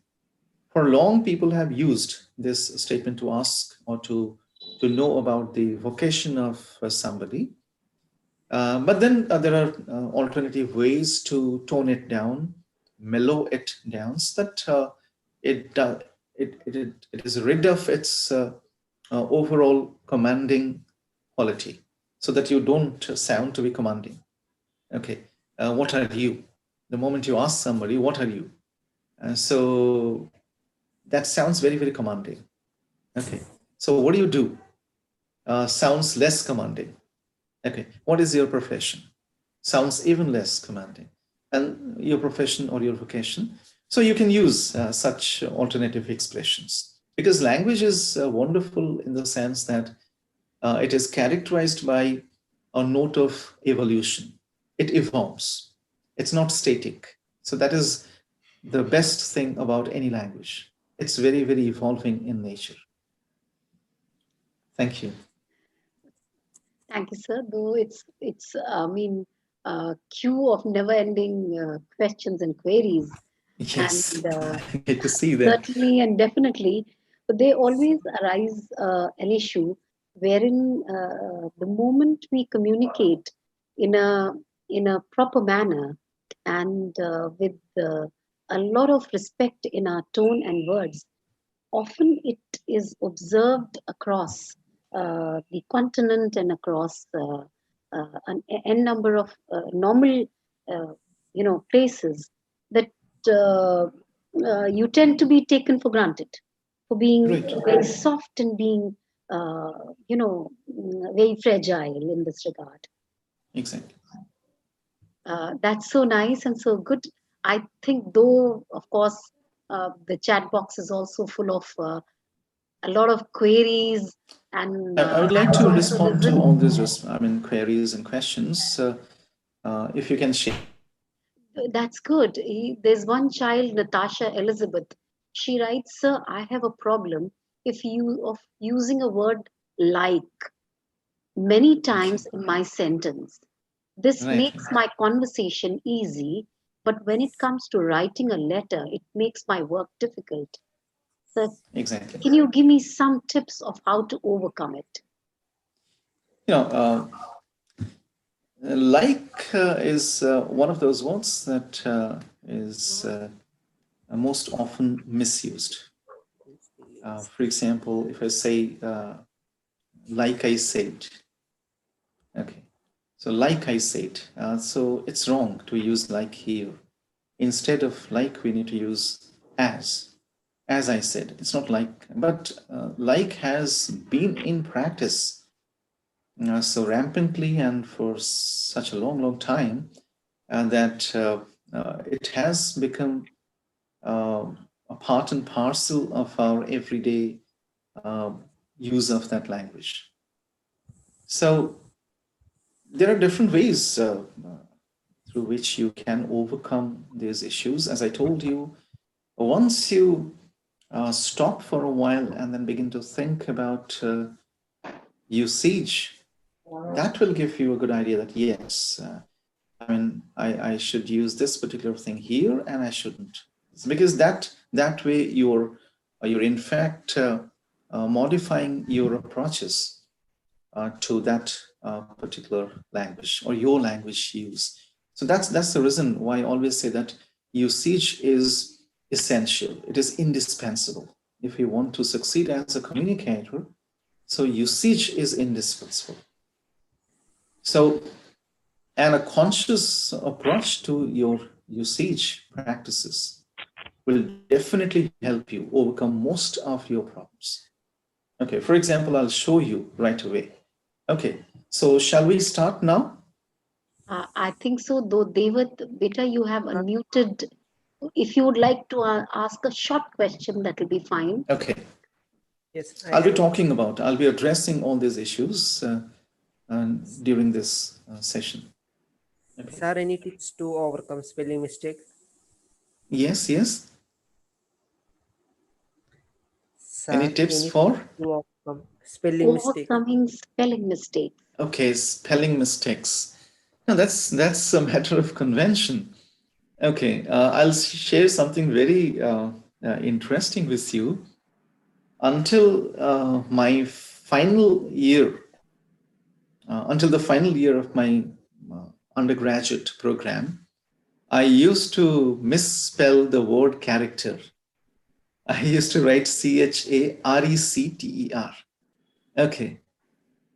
So, and no one had ever pointed out that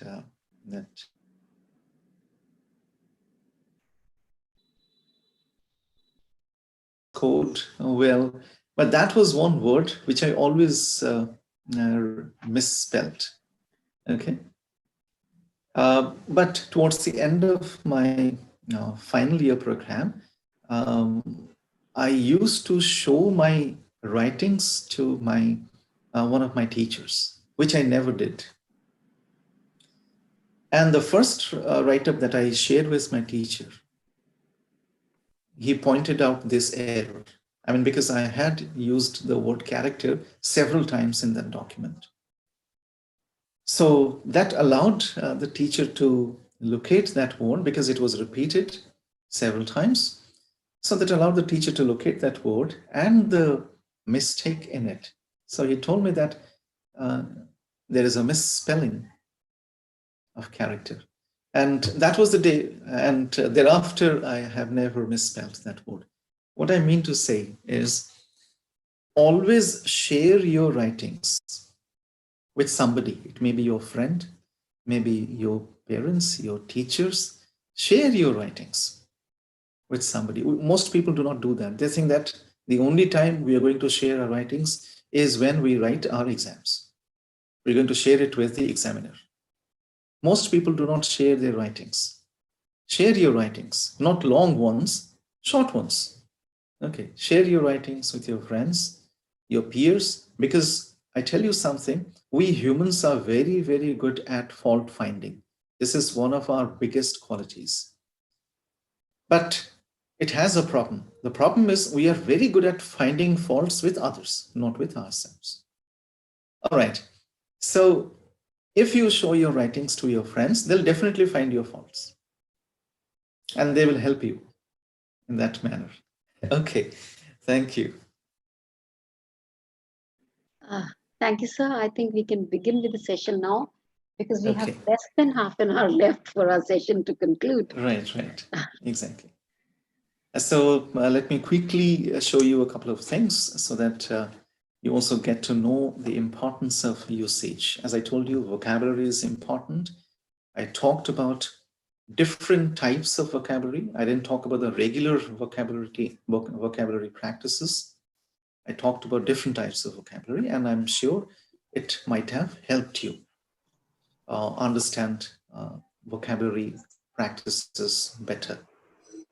And with the help of that, you can, in fact, think of enhancing your vocabulary standards. So let me quickly show you this usage skills.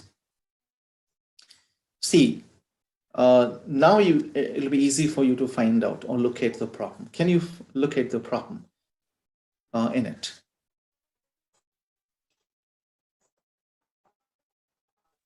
It's a piece of writing.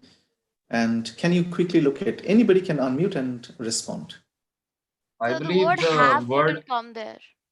Yes. A couple of researchers found out that you don't need A couple of have there. research. Okay, if I use have, will it be wrong? Yes. Yes, Okay. I think so. Okay, right. So Try to find out. There is something else that you can locate. Researchers I discovered believe that the word out in found out that is unnecessary. So it could be a couple of researchers have found that. No, Okay, found out would be. Okay, so fine. we can use the word discover. Discovered in the place of found out, right? Yes, That's sir. very right. A couple of discovers researchers That's very have good. discovered. I told you in informal writing, phrasal verbs are generally Avoided. discouraged. Yes. Okay, it's generally discouraged. So a couple of researchers, and then there's something else, this one. Okay. Couple, as I told you, is informal. Again, a team of couple. researchers. It can be a team of researchers, many researchers, or few researchers have discovered. Sir, group of researchers. Definitely. Now you know the difference. So that's the word. So it is informal expression. This is a classic example of informal expression. So once you know, for example, the young lady who asked me that question, how can I avoid the overuse of like in my writings? So this is the way. The moment you begin to look at the things and find out the problems that are associated, then it will be easy for you. Now you know that every time you come across a formal statement or formal piece of writing, you can look for the correct usage. So that's what I mean by usage. See, you can quickly now tell me Everything's fine about this statement, or we need to? Sir, in the place of evidence, can we write proof? Okay, proof. Fine, that can be done. That can be done. There is a problem here. You can see contractions are Instead of not. don't provide evidence, can't we write non-evident for their claim? What can we write? Non-evident. Non-evident. The authors are non-evident for their claim.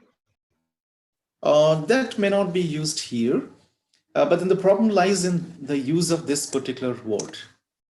This is a contraction. Contractions are generally discouraged in formal writing.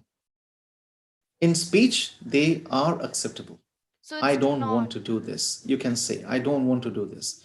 But when you write the same thing or transfer the same statement onto a piece of paper, you write, I do not want to do this. So contractions are generally discouraged in formal expressions. So this is contraction. So you can prepare a note of the things that are generally discouraged and you're ready. Now you know these are the things I must look for every time I write or every time I evaluate somebody else's writing. And then there is another. You can quickly read and find out. So the word busted, I think that's Okay, informal. okay, very quick to find that. So fastest finger first. Yes. And Rajni Madam is going to give you a reward for that. Okay, that's right. That's right. Very true. Busted. Busted is a slang. So the third principle is that we should not use slangs in formal expressions, especially writing. Slangs are discouraged. A big no to slangs. Okay. For example, for insane people, you may write crazy, nuts. Okay. So those are slangs, crazy and nuts. Are you crazy? That's acceptable in speech, but not in writing. Are you insane? Are you mad? Fine. Okay. So slangs should not be used. That's wrong usage. Some more.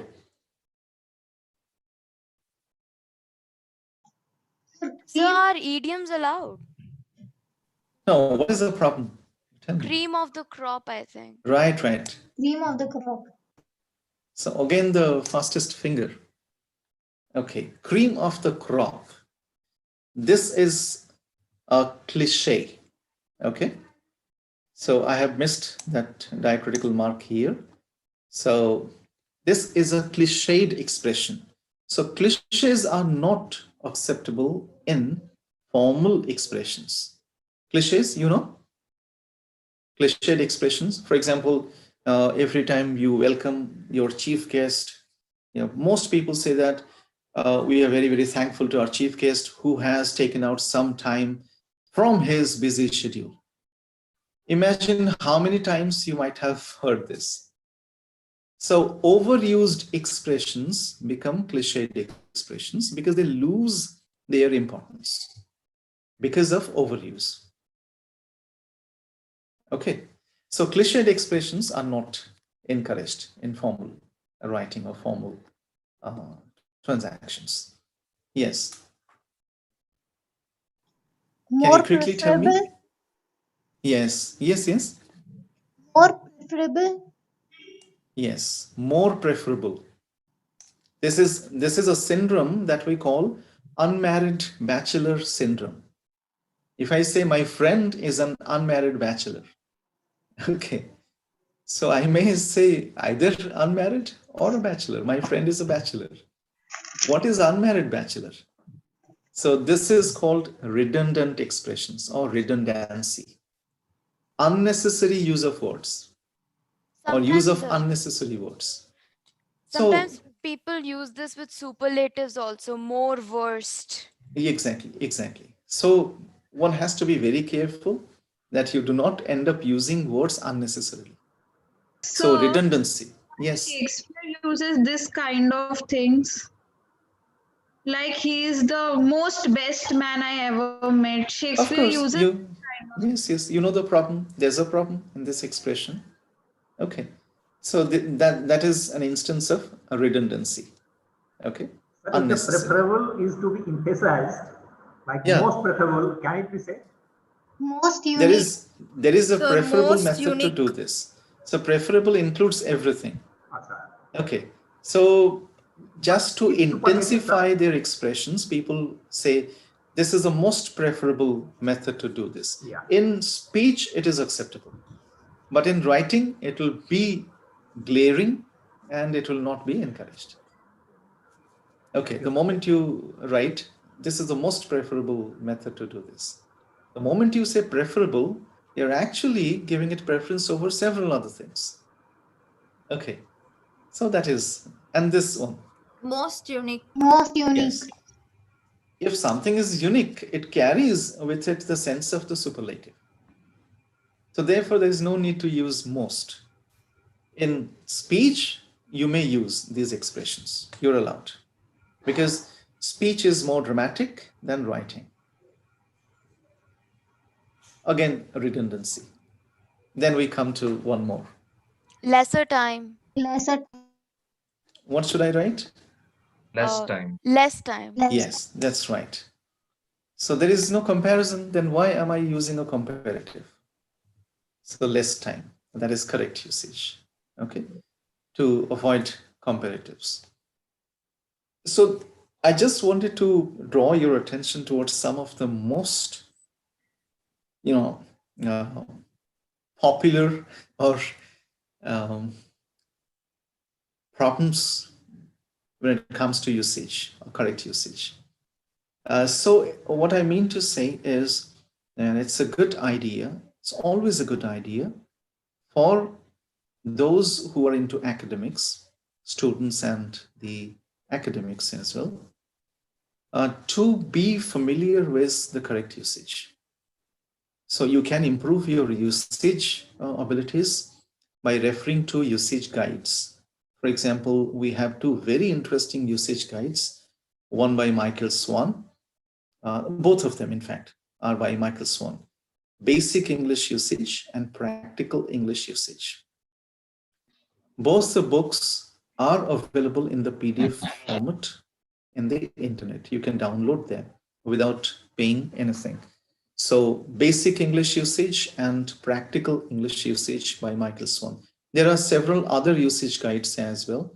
For example, there is a Modern English Usage by Fowler and a variety of other types. But these two are extremely useful, Michael Swan's. So you can think of using them to improve your usage capabilities. So when it comes to usage skills, the first thing that you need to ask yourself before you use a word, which is the right word in this particular context? Whether it should be beside or it should be besides, because most people fumble, whether it should be principal or principal. And there's a long list of that, which word, using the right word. So most often, this list is available under the tag, the most confused words in English. So you can prepare a list of the words that are most confused. Yes? Sir, but then the two principles have different meaning, no, sir? Of course. I mean, if you do not know to use the right word at the right place, you might end up using the wrong word. For example, there is an occasion where you need to use principle. Sir, but then But this you end up first using principle. But then this first principle refers to the headmistress. Exactly. And the second principle is used in somewhat physics and chemistry experiments. Okay, that's right. But people, confuse while using. When it comes to writing, people confuse. They don't know when to use beside and when to use besides. So this confusion will lead to the use of the wrong word, and usage will be disastrous. Okay, so we just saw how redundancy can be a big spoiler. So added bonus, a bonus is already an addition. So there's no need to. Unexpected surprise, surprises are unexpected. Unmarried bachelor, we have talked about it. And hopeful optimism, optimism is always hopeful, the result of hope. And then cliche, a big no. Slangs, again, a big no. When it comes to formal expressions, then modifier mess. So somebody wrote, yesterday I shot an elephant in my pajamas. So it suddenly shocked the listeners. Yesterday I shot an elephant in my pajamas. We do understand the person must have been wearing pajamas when he shot an elephant. But the way he writes shocks everyone. So that's terrible. And then when it comes to the use of almost, only, most people fumble. Most people, use it wrongly. So the student passed almost all of her classes. Not all, except a few. She passed most of her classes, most of the papers or courses, except one or two, maybe. And then the second one, if you change the position of almost, that changes the meaning of the expression. The student almost passed. That means the student did not pass any of the exams. She came very close to passing the papers. So that's the difference.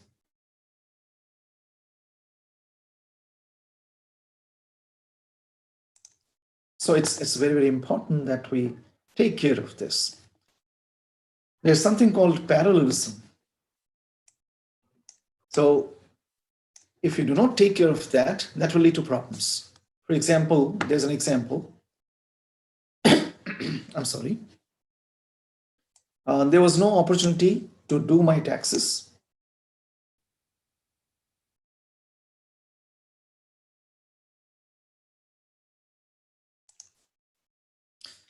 To request an extension or explaining my situation. Apparently, there is no problem with the sentence.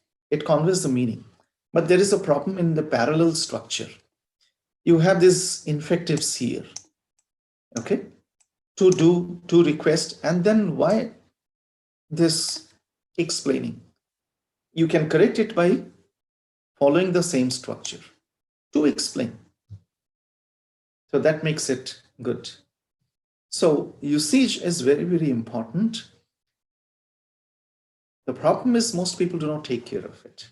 Once you begin to take care of it, it's definitely going to enhance your, communication abilities. This is my favorite. Okay, plain English. There has been a plain English campaign. It started in UK and it has spread to several places in the world. You can visit this site. The URL of this site is plainenglish.co.uk. You can visit this site. Plain English is a movement, is a campaign that has been launched to support the lay users of that language. For example, I may be familiar with highbrow English. Okay. But if my listeners do not know that, then what is the use? Why should I use that? I've given you a couple of examples here. You see, look at this sentence. High quality learning environments are a necessary precondition for facilitation and enhancement of the ongoing learning process. Okay, that sounds great. That shows how learned you are, or a great intellectual you are. But it makes it difficult for everyone to understand, to follow the meaning. What are you trying to say? Now, this is exactly what the person is trying to say. You see the difference. Children need good schools if they are to learn properly. This is what you mean to say. Then why do you use this? to scare people, to challenge people. There's no point. So this is straight talk. So plain English is all about straight talk. There is another example. You can see this is longer. If there are any points on which you require explanation and further particulars, we shall be glad to furnish such additional that may be required by telephone. Okay, so a comma is missing here. You may put it. Fine. We shall be glad to furnish such additional description that may be required by telephone. So this is what the person is trying to say. If you have any questions, please phone, please call us. Fine. Then why should you try to scare people so that they never call you? So that is the power of plain English. It makes the life of the user and the users, in fact, smooth and easy. No anxiety. So you can always think of plain English.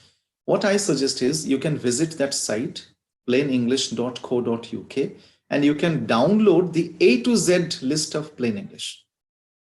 Okay, A to Z list of plain English that includes words from A to Z. It's a wonderful list and you don't have to pay anything for that. And then see how you can use plain English to be more effective while communicating. So that's, again, a very, very important usage skill. And then when you come to speaking quickly, we don't have much time, a few minutes to go only. So I'm not going to focus on any of these because you are already fed up. Okay, listening to voice, pitch, tone, volume, modulation, and then all these things. So I'm going to drop all these things, although these are important when it comes to speaking, but you are overdone. Okay, so therefore I'm going to focus on this particular thing, transactional analysis, because every communication or every piece of communication is in fact a piece of transaction. We are transacting with somebody through something, okay, or with the help of something. So it is a piece of transaction. So once you understand the transactional processes, it will be very easy to be effective as a communicator in life and at work. So I'll quickly tell you what transaction analysis. This theory was devised by Eric Berne, who has written one of the finest books ever written. So the title of the book, if you're interested, you can read. That will help you a lot in your understanding of people around you and the language game. The title of this book is Games People Play. Games People Play. It is written by Eric Berne, E-R-I-C-B-E-R-N-E, Eric Berne. Games People Play. So he talks about 3 ego states. We all pass through these 3 ego states: the parent state, adult, and child state. So the same person can be, although the person is grown up, but the same person can be in either of these states, can be in the parent state, can be in the adult state, can also be in the child state. You never know. And that is one of the biggest reasons why most communication exchanges go wrong, because people don't know why was he so angry? What did I say? You don't realize. You think you said the right thing, yet the person got angry. Yeah, and you don't know why the person got angry. Because the person must have been in a different ego state. So when there is a communication between the parent ego state and child ego state, it is okay. That's perfectly fine. It is complementary.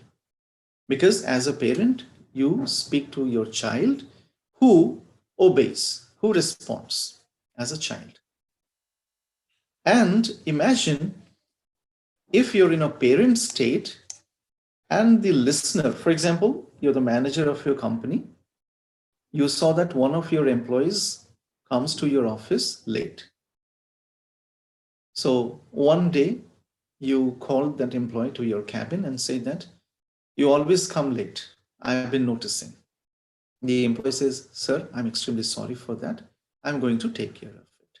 So as a parent, you spoke, and as a child, your employee responded. So therefore, it is complementary communication. Imagine you spoke as a parent and that employee is in the adult state. Okay. Sir, you always find fault with me. You never look at the brighter sides, the good things that I do in my office. I work for extra hours. I go late. You never look at those things. So it will not be a complementary communication. It will lead to crossed communication. So it's very, very important that you understand the ego state of the other person before you say something. Therefore, priming is very, very important in communication. Priming, just get to know. Okay, so what are those? The priming, or they are also called stroking. There's stroking strategies are very, very important in communication. So before you say something, you call that employee and say, okay, how is life? What is going on these days? Then you get to know whether he is in a disturbed state or in a normal state. Then you say, see, this is what I've been noticing. You are coming to office late.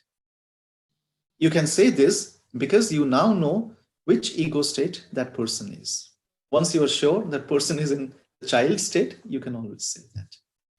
Okay, and this is one big reason why most of our students sometimes, retaliate when we take them to task, because they are not in the child state, they are in the adult state.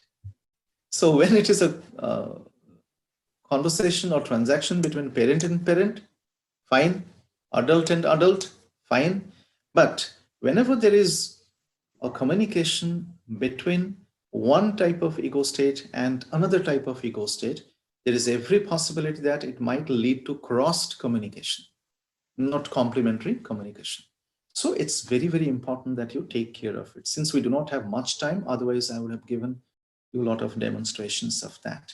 But you can read that book, and you can also explore transaction analysis in the internet and try to find out how important it is for successful communication in life and at work. So these are some of the things I'm going to skip now. I've already talked about it. Complementary transaction, crossed transaction, stroking is very, very important in communication. You may shake your hand, you may give a signal, thumbs up, well done. You can use words, well done, very nice. That's great, that's true. Very well said. Okay, there may be two things. For example, you asked something, somebody replied.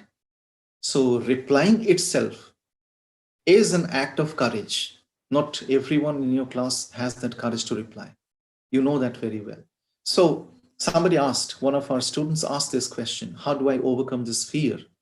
Okay, so if somebody replied, there are two things. Replying itself is an act of courage. You need to consider that as well.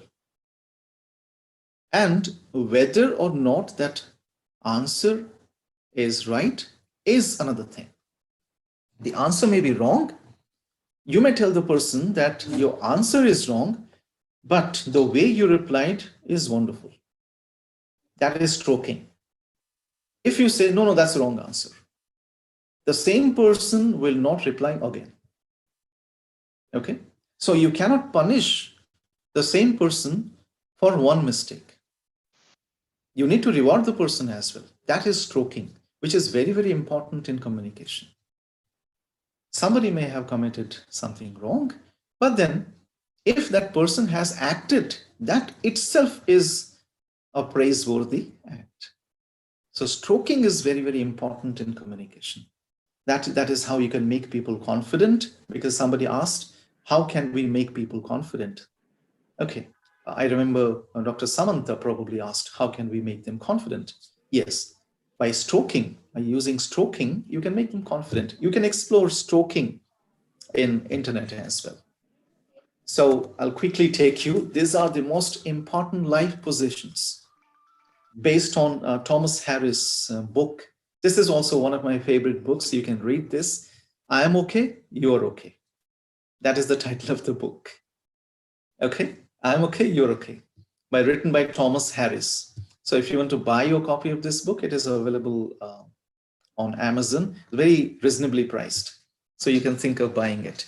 So there are every one of us has 4 life positions, and these are the 4 life positions. This is the best life position. Okay, I'm sorry. This is the best life position. These are not the best life positions.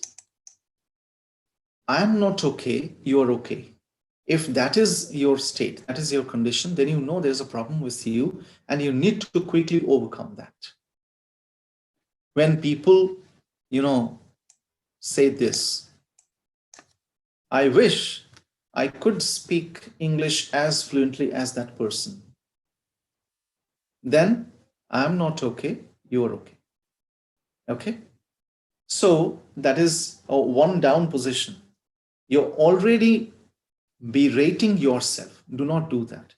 You say that person is speaking well, I can also, with a little bit of effort, I can also do that. The moment you accept you have a certain, lapse, certain weakness, then that will be your approach. That will be your attitude. So that is one. The second is, it's a hopeless position. Never, ever expect it. I'm not okay, you're not okay. A child returns home, a student returns home, the parent asks, what about your result? Everyone in my class has failed. Okay? So I'm not okay, you're not okay. No one is okay. So that's a hopeless situation. All right? This is terrible. We'll never make it. You lose hope. That's dangerous. Someone has to, spring back. So this is not a good life position. And then you come to the other. I'm okay. You're not okay. That is one position. So you always pass through a superiority complex. I'm okay. I know everything. You don't know anything. Okay? You're not doing that right. You begin to command. You begin to humiliate. So you gradually communicate. Because humiliation, embarrassment are the things that you rely on. So you'll be a bad communicator. You're not helping people to overcome their problems. And especially as teachers, we should not indulge in such activities. We should help our students to come up, do things on their own, and excel us. This is the best life position. This is the best life position. It's a healthy position. Okay, hey, we are making good progress now. Okay. Periodically, if you tell your students, or if students tell each other, that's great, we are doing some great work together. And that's why I asked my faculty friend from Gujarat, Dr. Ujjwal, to make them work in groups so that they can take that burden, take that responsibility, understand their positions well, and then contribute to each other's growth. So that's a wonderful proposition. So I think, Rajni Madam, this is time. And we don't have enough time to take care of this. I just wanted to show you somebody, Rishikesh, probably, yes, talked about the difference between American and British English. This is an example of that. You can see whenever you write, this is the most preferable way of writing a letter. This is called full block layout or fully block layout. Everything is aligned to the left margin. Everything is aligned to the left margin. Everything. And this gives your letter a clean look, a very well organized look. And this is the most popular letter writing format in the world, or globally accepted, globally practiced. And the difference between American and British way of writing is that, when you use this is American style, MDY, March 16, 2001. If you convert this to British style, you can write 16, no TH, okay? 16 March 2001. without any punctuation mark. You don't need a comma then. So that is British style. In American style, you're allowed to use the punctuation marks in the address lines, a few other. And the Americans generally use a colon after the salutation. You can see it here, the colon mark, or more popularly, a comma after the salutation. If you're following the UK style, the UK standard, then you're not supposed to use any punctuation mark here, no comma, no colon mark, nothing. Once you come to the main body of the letter, then you can use punctuation marks. Then, oh, sorry. And then Americans don't use, I mean, they use a comma at the end, the closing tag, sincerely. The British write yours sincerely. Americans use only sincerely. And then they write the name and put the signature there. So this is the basic difference between the American standards, US standards and UK standards. There are two popular standards. These are the two most popular standards. Yes. So with that, I end this session. So happy learning. There is no end to it, in fact. Thank you so much, Dr. Mishra. Of course, students are eagerly waiting to put forward their questions. But of course, formally, I do announce a break of 10 minutes because at 12 we'll start another session. And therefore, it's a small bio break of 10 minutes at the most. And meanwhile, of course, the students who would like to communicate for another 5 minutes only, please, because it's a request. And yes, please.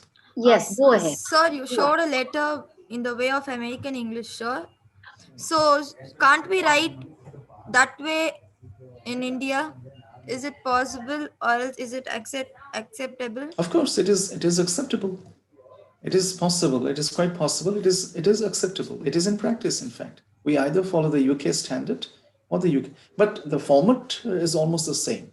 And this is the most popular. There are three types of formats, layouts. This is the most popular type, which is called the fully block layout. And then there is a modified layout, and there is a semi-block layout. This is the best because this gives a clean look to your letter. Yes, sir. Thank you. I'm sorry. So I have a question with respect to stroking. So suppose suppose you are in a competition and unfortunately you end up losing. So so is it like I don't know? Recently I was in a debate competition and the judge said that the judge told me that the person I debated, the person with whom I debated with, was the toughest judge. So is it better that we deliver the bad news and then the stroking, or we stroke first and then the bad news? It's always a good idea to start by stroking, and then you can tell somebody that this time you have not been able to go through. But there are definitely several occasions in life that will give you a chance. What's interesting about winners is that they cannot ensure winning always. Right. And the same thing also applies to losers. I mean, I don't believe in the word losers or the idea losers. Nobody loses, in fact, because yes, you either win or you I recently learn came across have a a good mindset. wonderful statement that was issued by Helen Keller. Had there been no struggle and pain in life, we wouldn't have learned to be brave. That's true. Because these are the experiences that make us stronger, braver, more and more courageous. So losing is not a bad idea altogether, because that gives you another opportunity to reflect, to emerge stronger than earlier. But it's always a good idea. As a good communicator, one can always start by stroking. And then, for example, you can ask the person to say, yes, you answered. That was a wonderful attempt. I'm very, very happy about it, and keep that up. But the answer went wrong, but the way you answered was wonderful. And I really appreciate that. And always answer. And maybe the next time you give me the right answer. So stroking is always going to help. Wonderful, Dr. Mishra. And of Thank you, course, sir. my Thank you. words of appreciation. Thank you so much for being with us. And certainly and definitely not just for the faculty, and not just for the students, but faculty alike. It has been a wonderful session. Of course, the microscopic details of language and of communication and the way words have to be presented and communicated. It has been certainly a very enriching session. And with these words, of course, I express my gratitude for you being with us for these more than 2 hours and talking to our students and fulfilling all their queries. And of course, I have to close, unfortunately, I have to close this session now because the next session at 12 is on its way. So thank you so much. Hope So to can see you you. share your email ID before going? Okay, I'm sharing that in the chat box. Thank you. So, but it would only be visible to all panelists. So you can choose the option of faculty, panelists and attendees, Yes.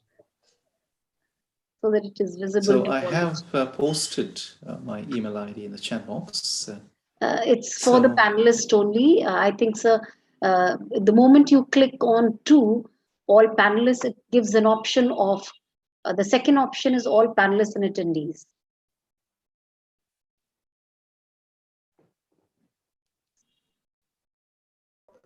Didi, I have shared. Okay, good. RP Bhaiya has done the needful. So thank you so much. So I thank everyone on board. AICTE, I must congratulate AICTE for its idea to conduct the orientation program. So that was a wonderful idea, in fact. And all the personnel at AICTE, all the participants, that includes faculty members and students, I were very happy to respond to students' queries. So that gave me a great idea of what kind of issues most of our students are struggling with. So that's great. It was a wonderful experience for me. So thank you, everybody. Thank you for your time. And thank you for interacting with me. Thank you. Certainly, sir, we have had no doubt a very enriching session, and looking forward for another session some other time, if you would be available, and if you have, of course, in your busy schedule, if you could spare some time for us, that will be really good.